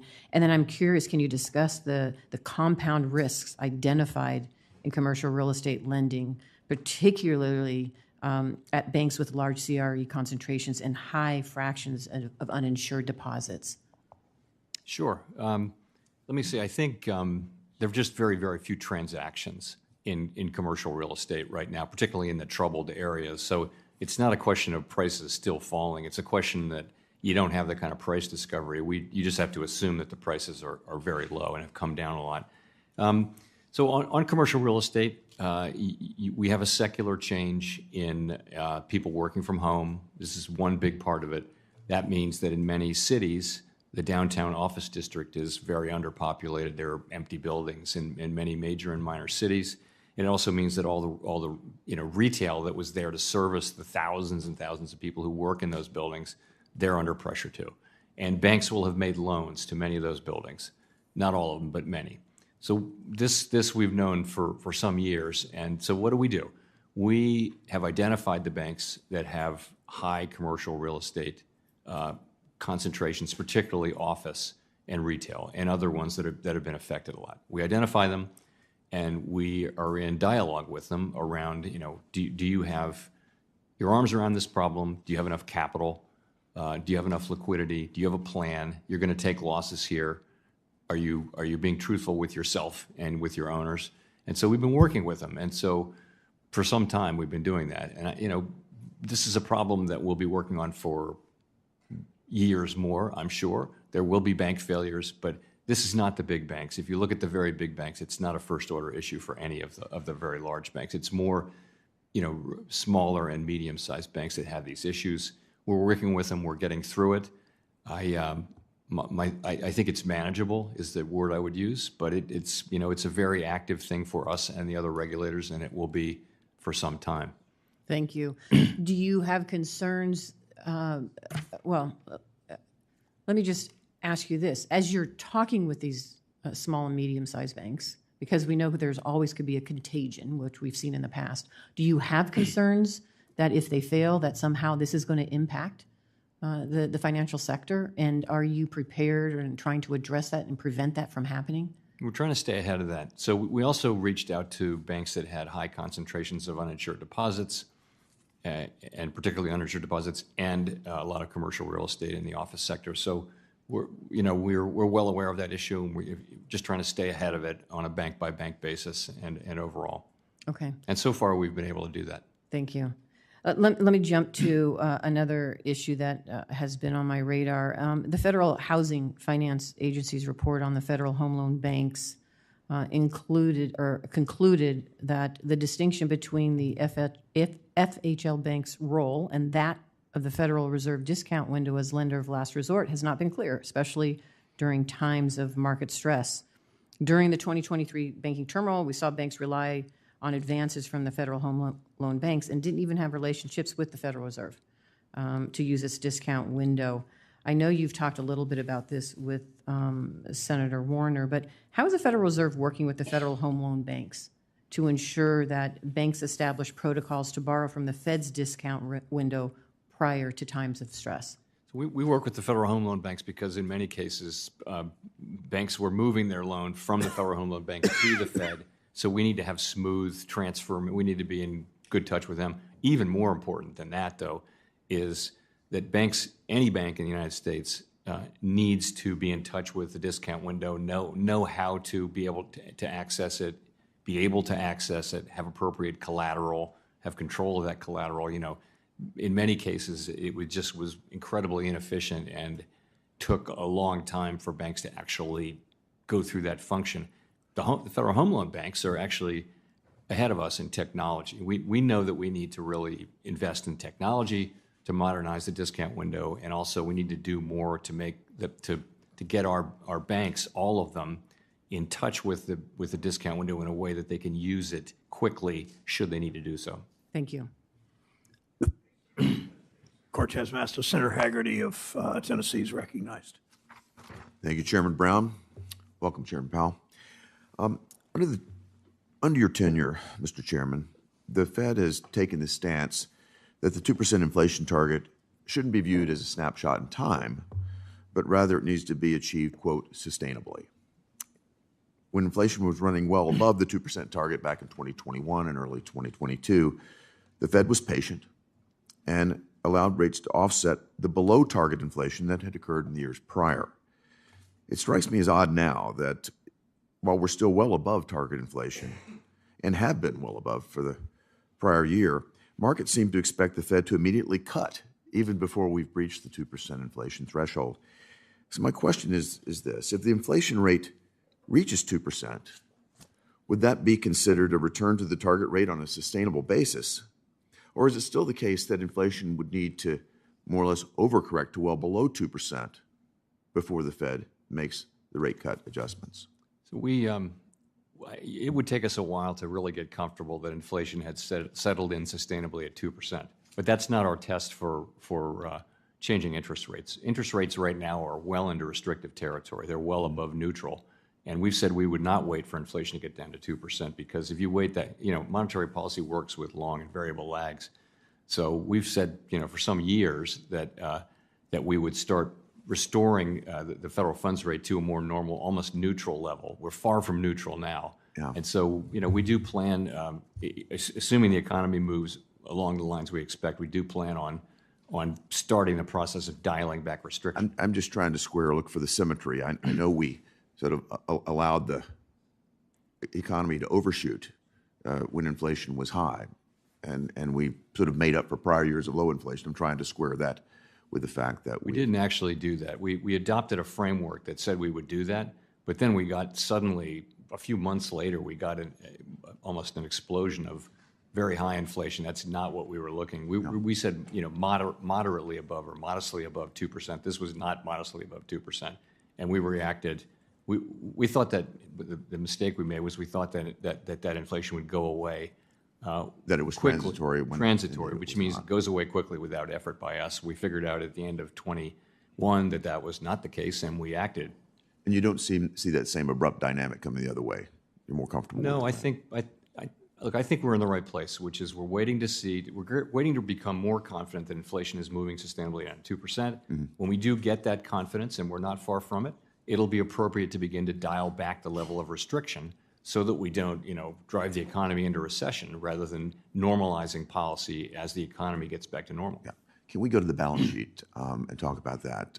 We've seen a dramatic expansion of the Fed's balance sheet over the past couple of decades. In 2005, it was at $800 billion. It's at $7.5 trillion today. It's doubled since the pandemic was underway.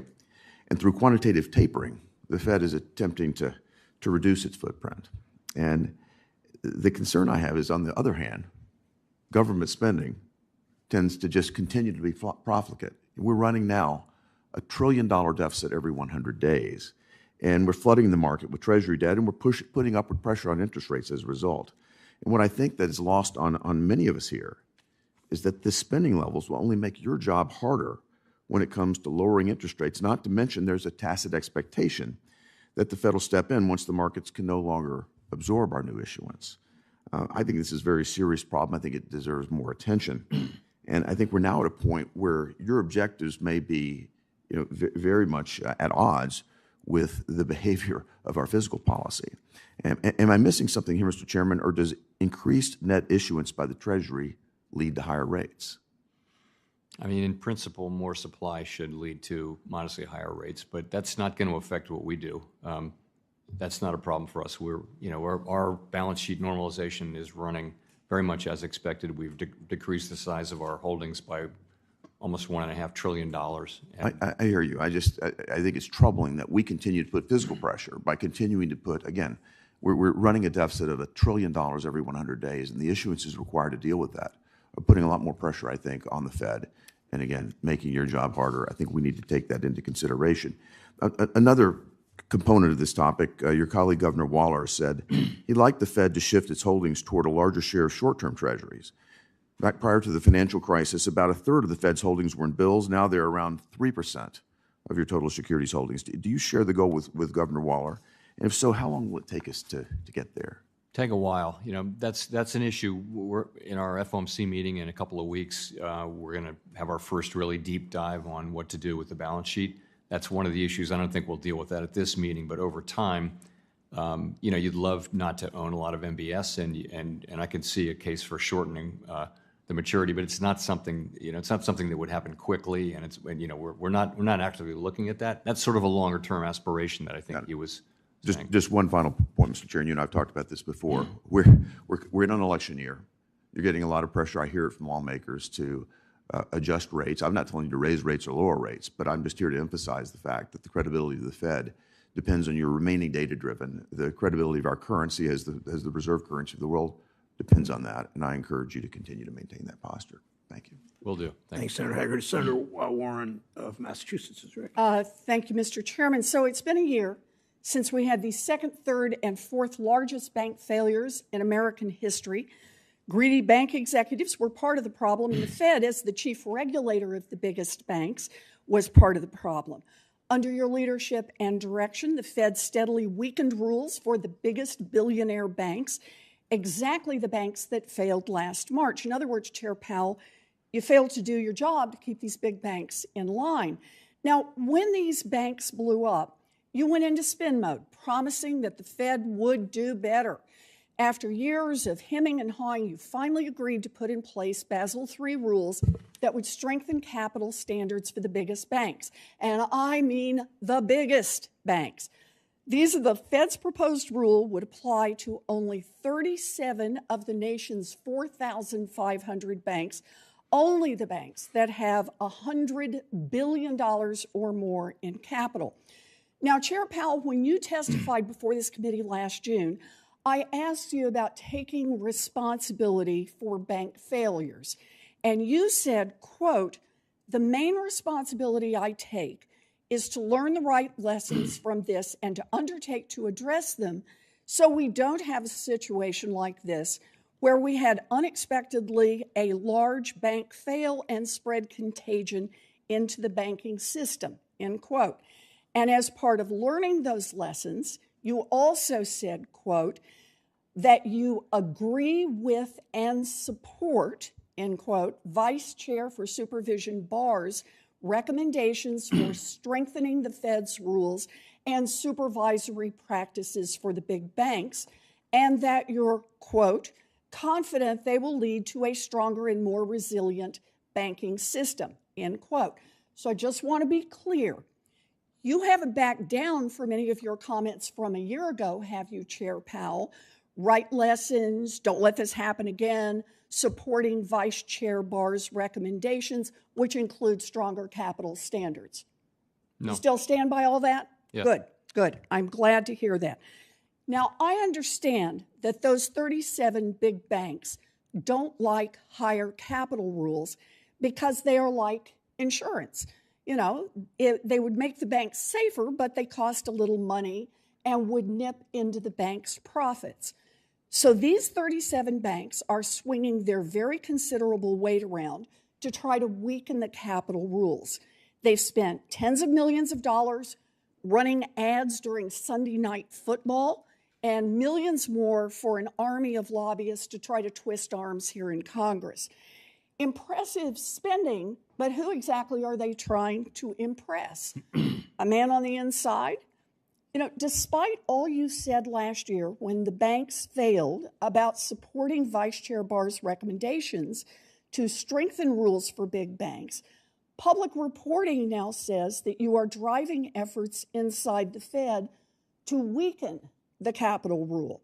You even told the House Financial Services Committee representatives yesterday that you think it's, quote, very plausible, close quote, that you withdraw the rule. As one analyst put it, quote, "I don't think they will pass a final rule without Powell's support," suggesting that the rules will have to be weakened, quote, to appease Powell. So, Chair Powell, I'm having trouble reconciling the statements you made last year, which you say you hold on to, statements you made when the headlines were all about 3 giant bank failures, and now your reported efforts to quietly weaken the rules. that would strengthen capital standards for giant banks and prevent more bank failures. So let me just give you a chance to clarify the record here. Are you committed to finalizing the strongest version of the Basel III capital rules this year? Let me first say that we have taken and are taking many more steps to deal with the problems that revealed themselves with Silicon Valley Bank, and that's around supervision. We'll have a strong liquidity. I appreciate that, but I'm just asking about the Basel III rules, the ones that you have been required for years now to put in place and have dragged your feet on. The Basel III rules are not directly related. They're not the thing that is directly related to Silicon Valley Bank. As you point out, they're a longer run thing, and I would just say that we put them out for comment. We got the comments. Anybody's free to go read the comments. My view is that it will be appropriate to make material and broad changes to that before we finalize it. And in terms of, I didn't say that... Material and broad changes to strengthen the rules? Material and broad changes, and we're talking about what that'll mean in the end. I did not say that we would withdraw the rule. I said, there's a concept of reproposal, and I said we hadn't made a decision on that, but that if that turns out to be appropriate in the view of the Board of Governors, then that's something we would look at doing. So everything you said a year ago about supporting the vice chair who is responsible for writing these rules? You and I had a long colloquy. Yes, we did. If you read it again, it's on your website. And I have. You will see that I'm doing exactly what I said I would do in that colloquy. You said you would support Vice Chair Barr to get us strong rules, and now he is putting out rules, and you're talking Silicon about Valley Bank. reproposing. The Vice Chair for Supervision has every right to bring proposals to the board. That has happened, but as I made clear in our colloquy, you're not the comptroller of the currency. When I do monetary policy, I have one vote. There are 11 other voters. And that's the way it works. It's not different for the Vice Chair for Supervision. You are the leader of the Fed, and when the heat was on last year, you talked a lot about getting tougher on the banks, but now the giant banks are unhappy about that, and you've gone weak-kneed on this. The American people need a leader at the Fed who has the courage to stand up to these banks and protect our financial system. Thank you, Mr. Chairman. Warren, Senator Daines of Montana is recognized. Chairman, thank you. Chairman Powell, thanks for being here. Good to see you.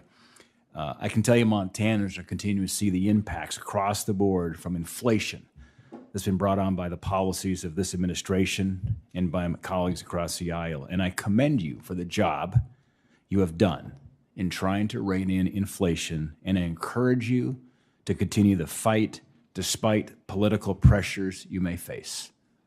Last time I checked, it's going to get a little more political around here between now and November.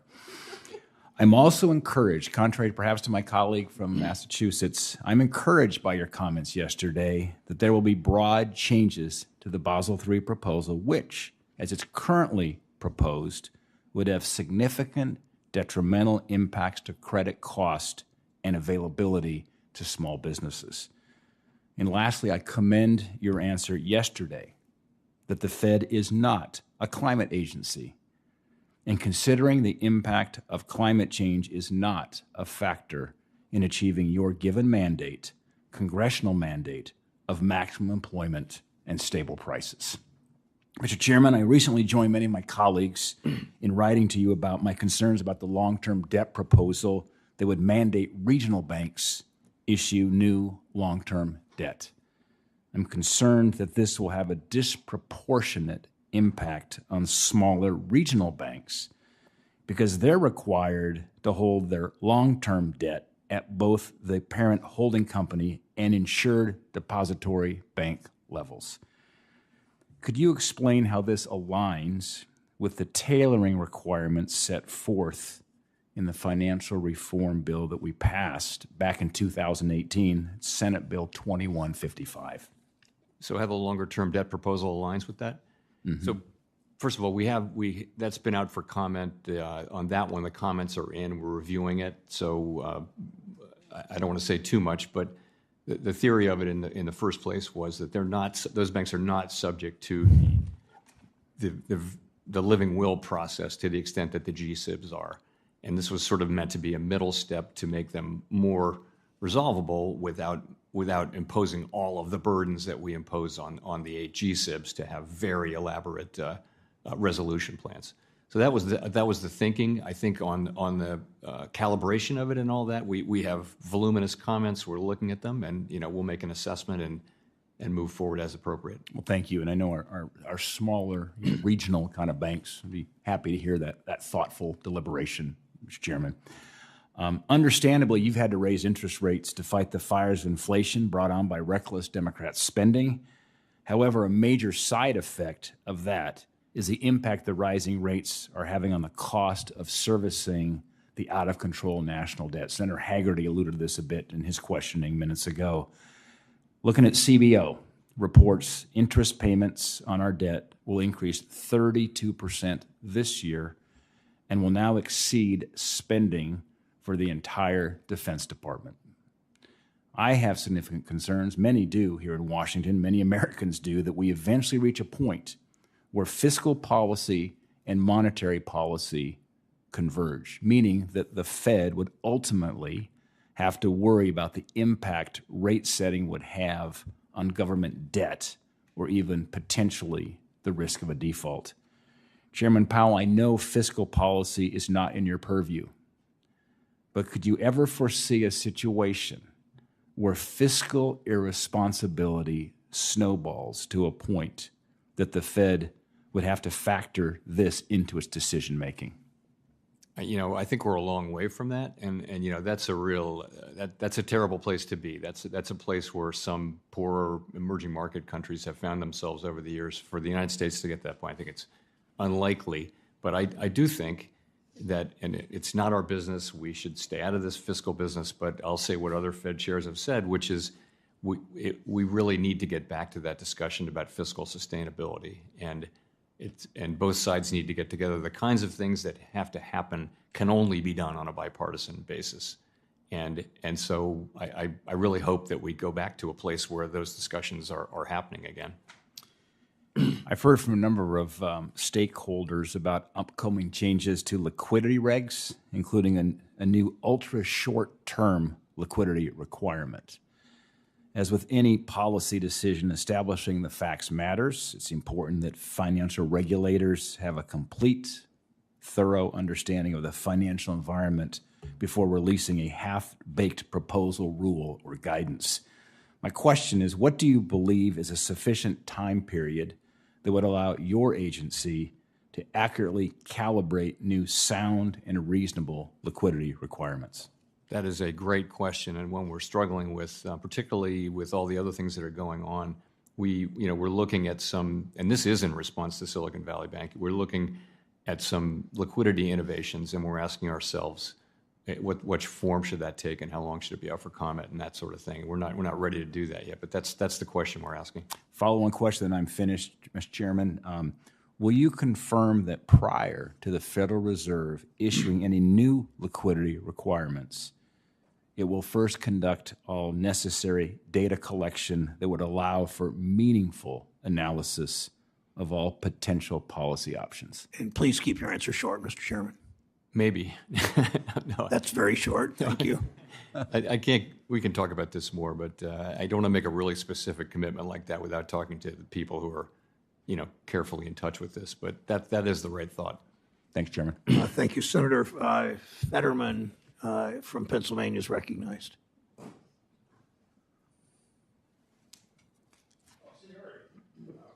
Well, he got here last. Nope. So. Although if Senator Warnock sits down in the next 5 seconds, he's next. So, Senator Warnock, are you ready or you want to go to War 5? You're all so generous with each other. Senator Fetterman's recognized. All right. Okay. All right. Senator Warnock is recognized from Georgia. Thank you, Chairman. Banks. Thank you very much, Mr. Chairman. Bank spending on buybacks is rising again, and their consumer small banking revenue has sharply increased. Interest rates are high, yet the interest being paid to depositors, ordinary working families, working people with bank accounts. Not a lot of money in Wall Street accounts remains low. Chairman Powell, I'm concerned that when banks don't increase the interest rates on bank accounts, families are losing out on dollars that could be in their pockets. Again, they don't have the kinds of portfolios that some of the folks in this room would have. Is that good for the economy? And are you concerned that banks under your supervision are doing this? Are not paying sufficient. That's correct. That's a question I haven't heard. Of course, they have the option of putting their money in money market funds, and banks compete with each other. But I'll be happy to look into that. I hadn't heard that concern.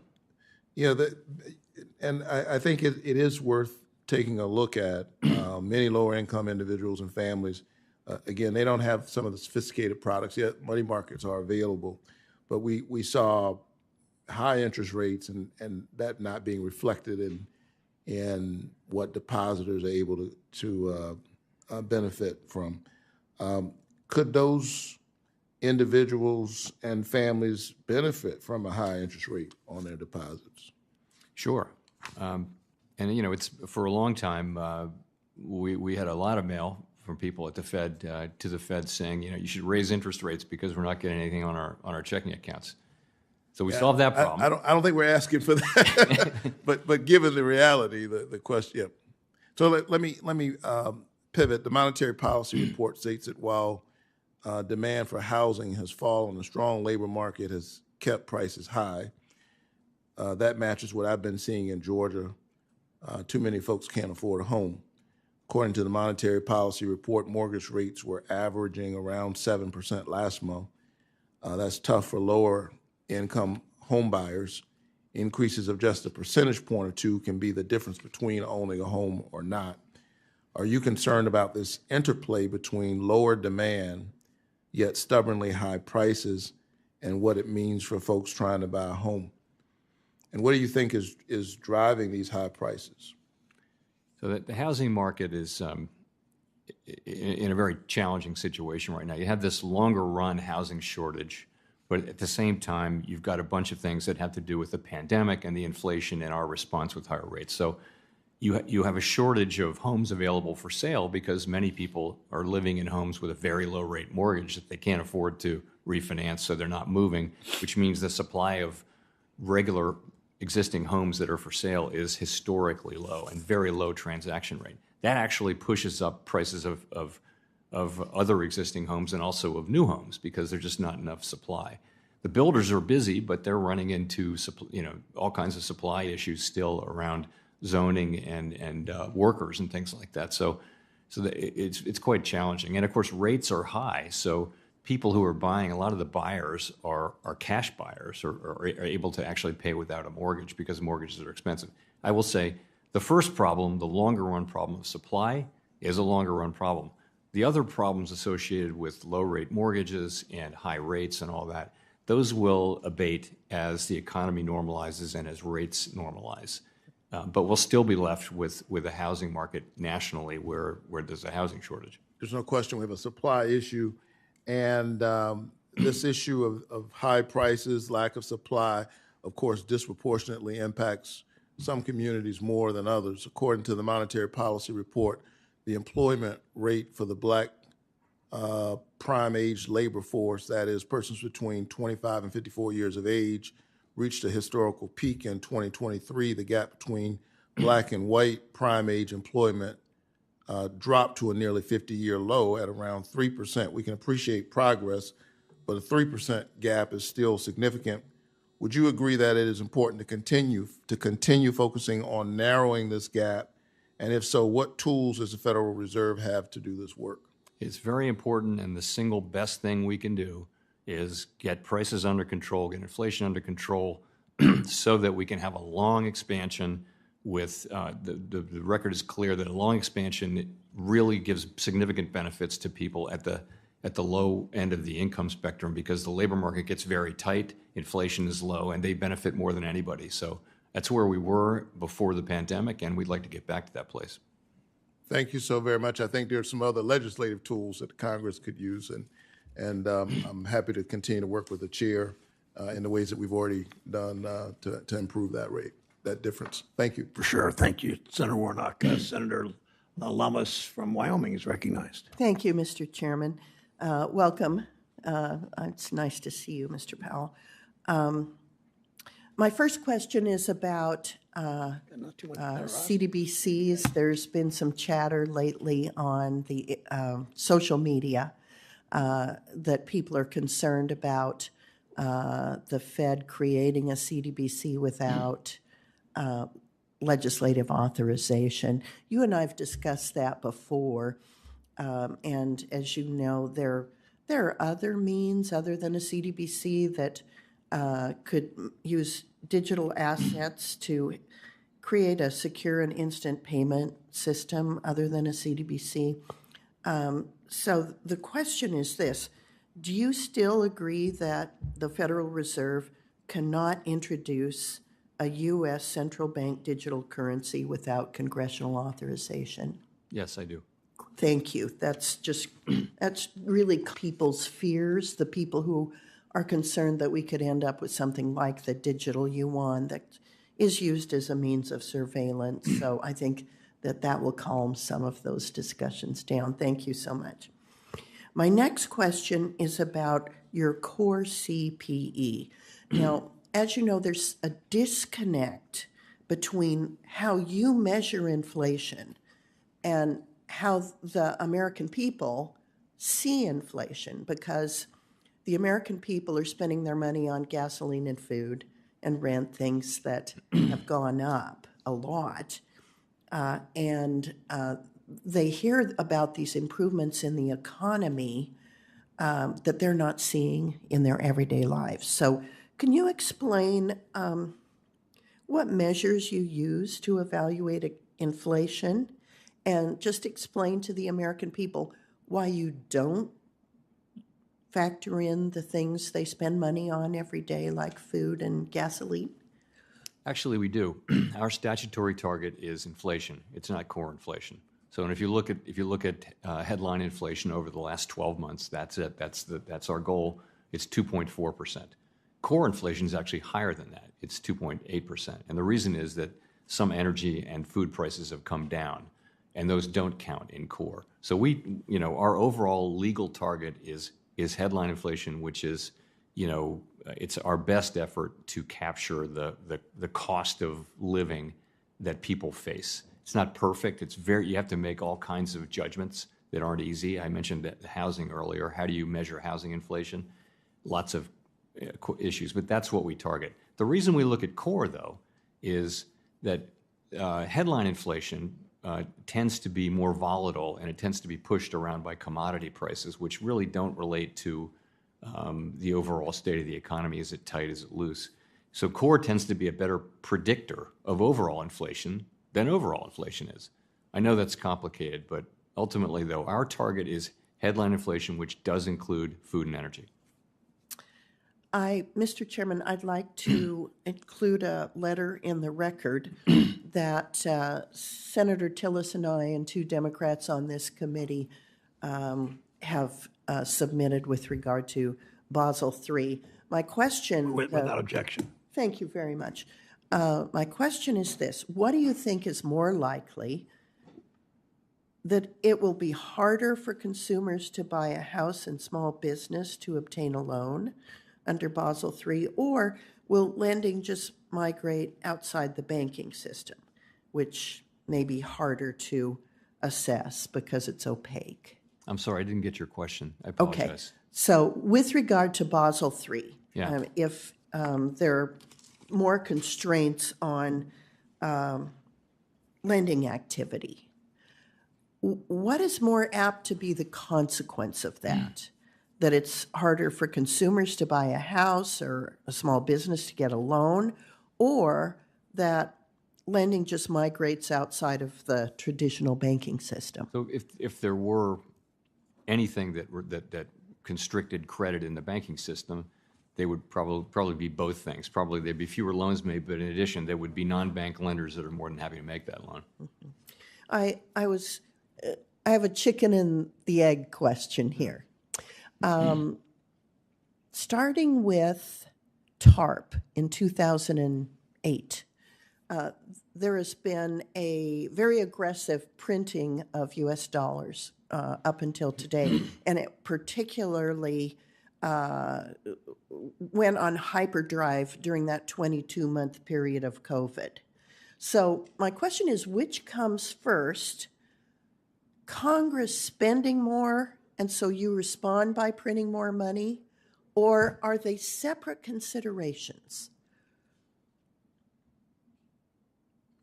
I think it's hard to get my mind around that question. We don't print money to fund the deficit. That's not what happens. But when the government borrows, it issues, basically the government borrows to fund deficits is what happens. Right. And so so that would indicate to me that you do respond, because we, in deficit spending, are creating a demand to borrow, and you're responding by. Well, we're not making loans, though. We're not lending money to the government. We're not financing these deficits. And so there's no chicken and the egg relationship? There's not really, no. I'd have to think about this. I got to think about the way the plumbing. Why don't we continue this? Yeah, I'd love to. And your thoughts earlier about fiscal sustainability and how we can work with you and bipartisan, maybe next year, to address these issues. When you say things, you have to be careful, because what you say has ripple effects outside of this building. But it would sure be nice if we could sit down with you on a bipartisan basis and have those discussions in a frank way. Thank you, Senator Lummis. Senator Fetterman of Pennsylvania is recognized. All right, Senator Van Hollen of Maryland is recognized. Let me start by thanking Senator Fetterman for his allowing me to question him. Mr. Chairman, good to see you. Real wages are up, right? That's good news. Okay.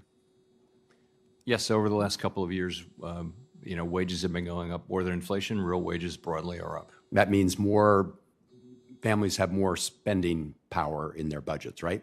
Yes. Worker productivity is up, right? Yes, it is. Corporate profits are up, right? I believe so. And worker productivity is rising faster than corporate profits, right? I don't know the answer to that. That may well be right. The charts I show suggest that. So that would indicate that unless corporations decide to pocket as profits more of the gains they get from their workers' labor, that we should be able to continue to have increases in real wages. Is that right? Yeah. And so it's important, I think, that people recognize that these corporations are doing better than ever, and they are deciding now to essentially return the gains made through their workers' productivity, which is going up, more to shareholders. Obviously, shareholders are going to get a profit, but the question is whether or not workers share in that profit to the extent of their worker productivity. And as you know, we've seen a great gap over decades between rising worker productivity and real wages, and we're hoping to close that gap. Would you agree that it would be good for a more inclusive economy if worker wages tracked worker productivity increases? I think if you include benefits, that's a significant part of that gap. I've looked into that, but not for some years. But I mean, generally speaking, people's compensation should be over time equal to increases in productivity. I appreciate that, and I also there's the trade-off on workers' wages, and there's also an issue with price gouging, right? So we have seen record profits. We've also seen very high prices these corporations are charging for things like groceries. Now, I listened to a little bit of exchange with the chairman earlier, and of course, I think your answer was, people will charge what consumers will pay.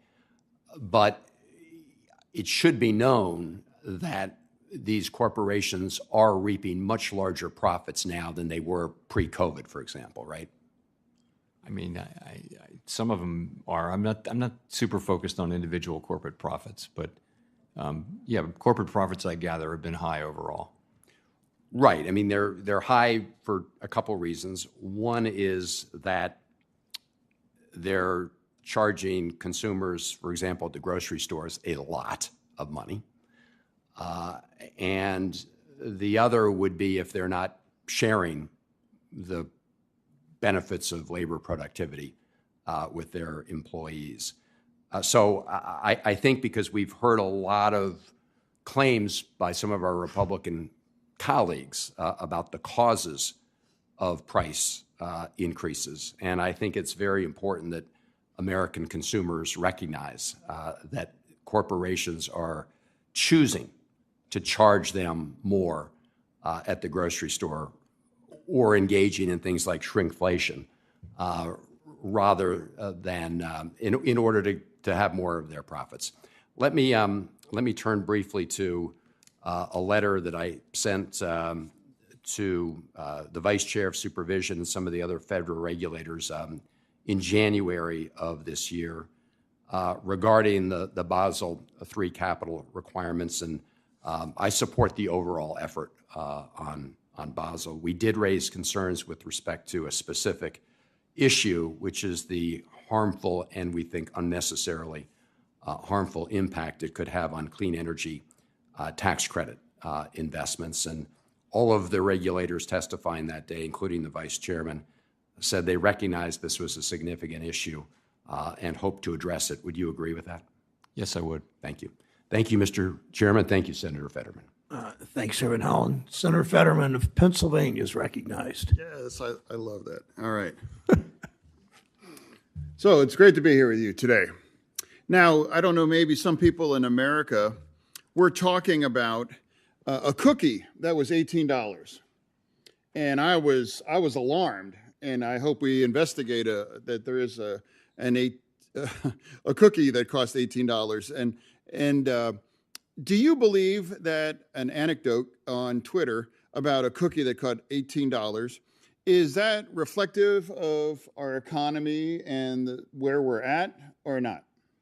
I certainly hope not. I don't do much shopping these days, but that sounds like a pretty expensive cookie. Yeah. And now, I believe that that the American economy now is the envy of the world after everything right now, correct? We are, yes, we're performing very well compared to our peer group. Yeah, pretty great. And is it fair to say that the stock markets are all up at record highs, right? Pretty close. Yeah. And inflation has been pretty effectively addressed, right? It's been coming down sharply since the middle of last year. Yes, Yeah, we've got a ways to go on that, but we've made a lot of progress. And corporate profits are pretty robust. Is that fair? I believe it is. Okay. Well, we can agree that, and I don't understand why more people seem to be talking about a cookie that cost $18, but that seems to be against the evidence as well.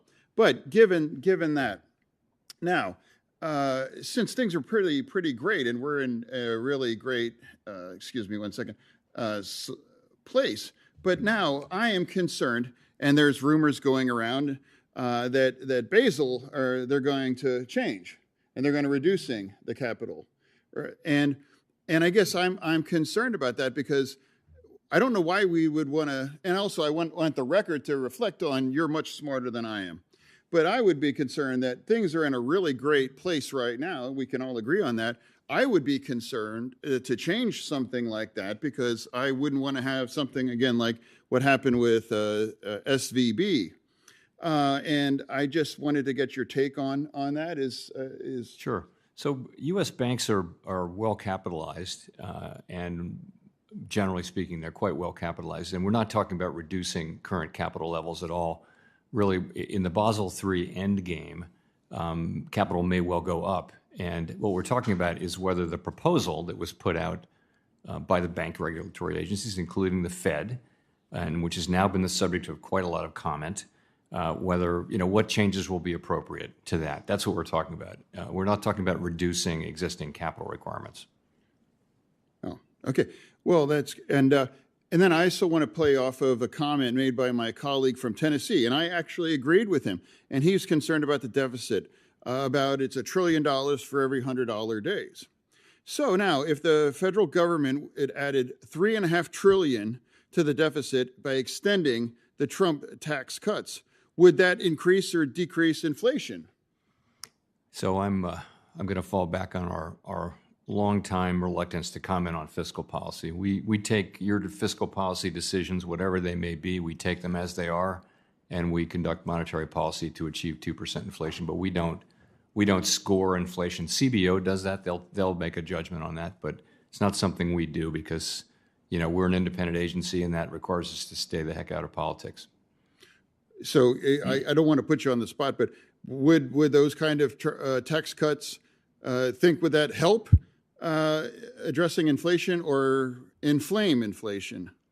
I don't know what the effects would be on inflation. I do know, broadly speaking, we need to get to a place where revenues and spending are better aligned, and I think everybody knows that. And I think we used to talk about this a lot 10 years ago, and we're not talking about it so much anymore. That's understandable. The pandemic was a special thing, but I do think it would be great to get back to that on a bipartisan basis.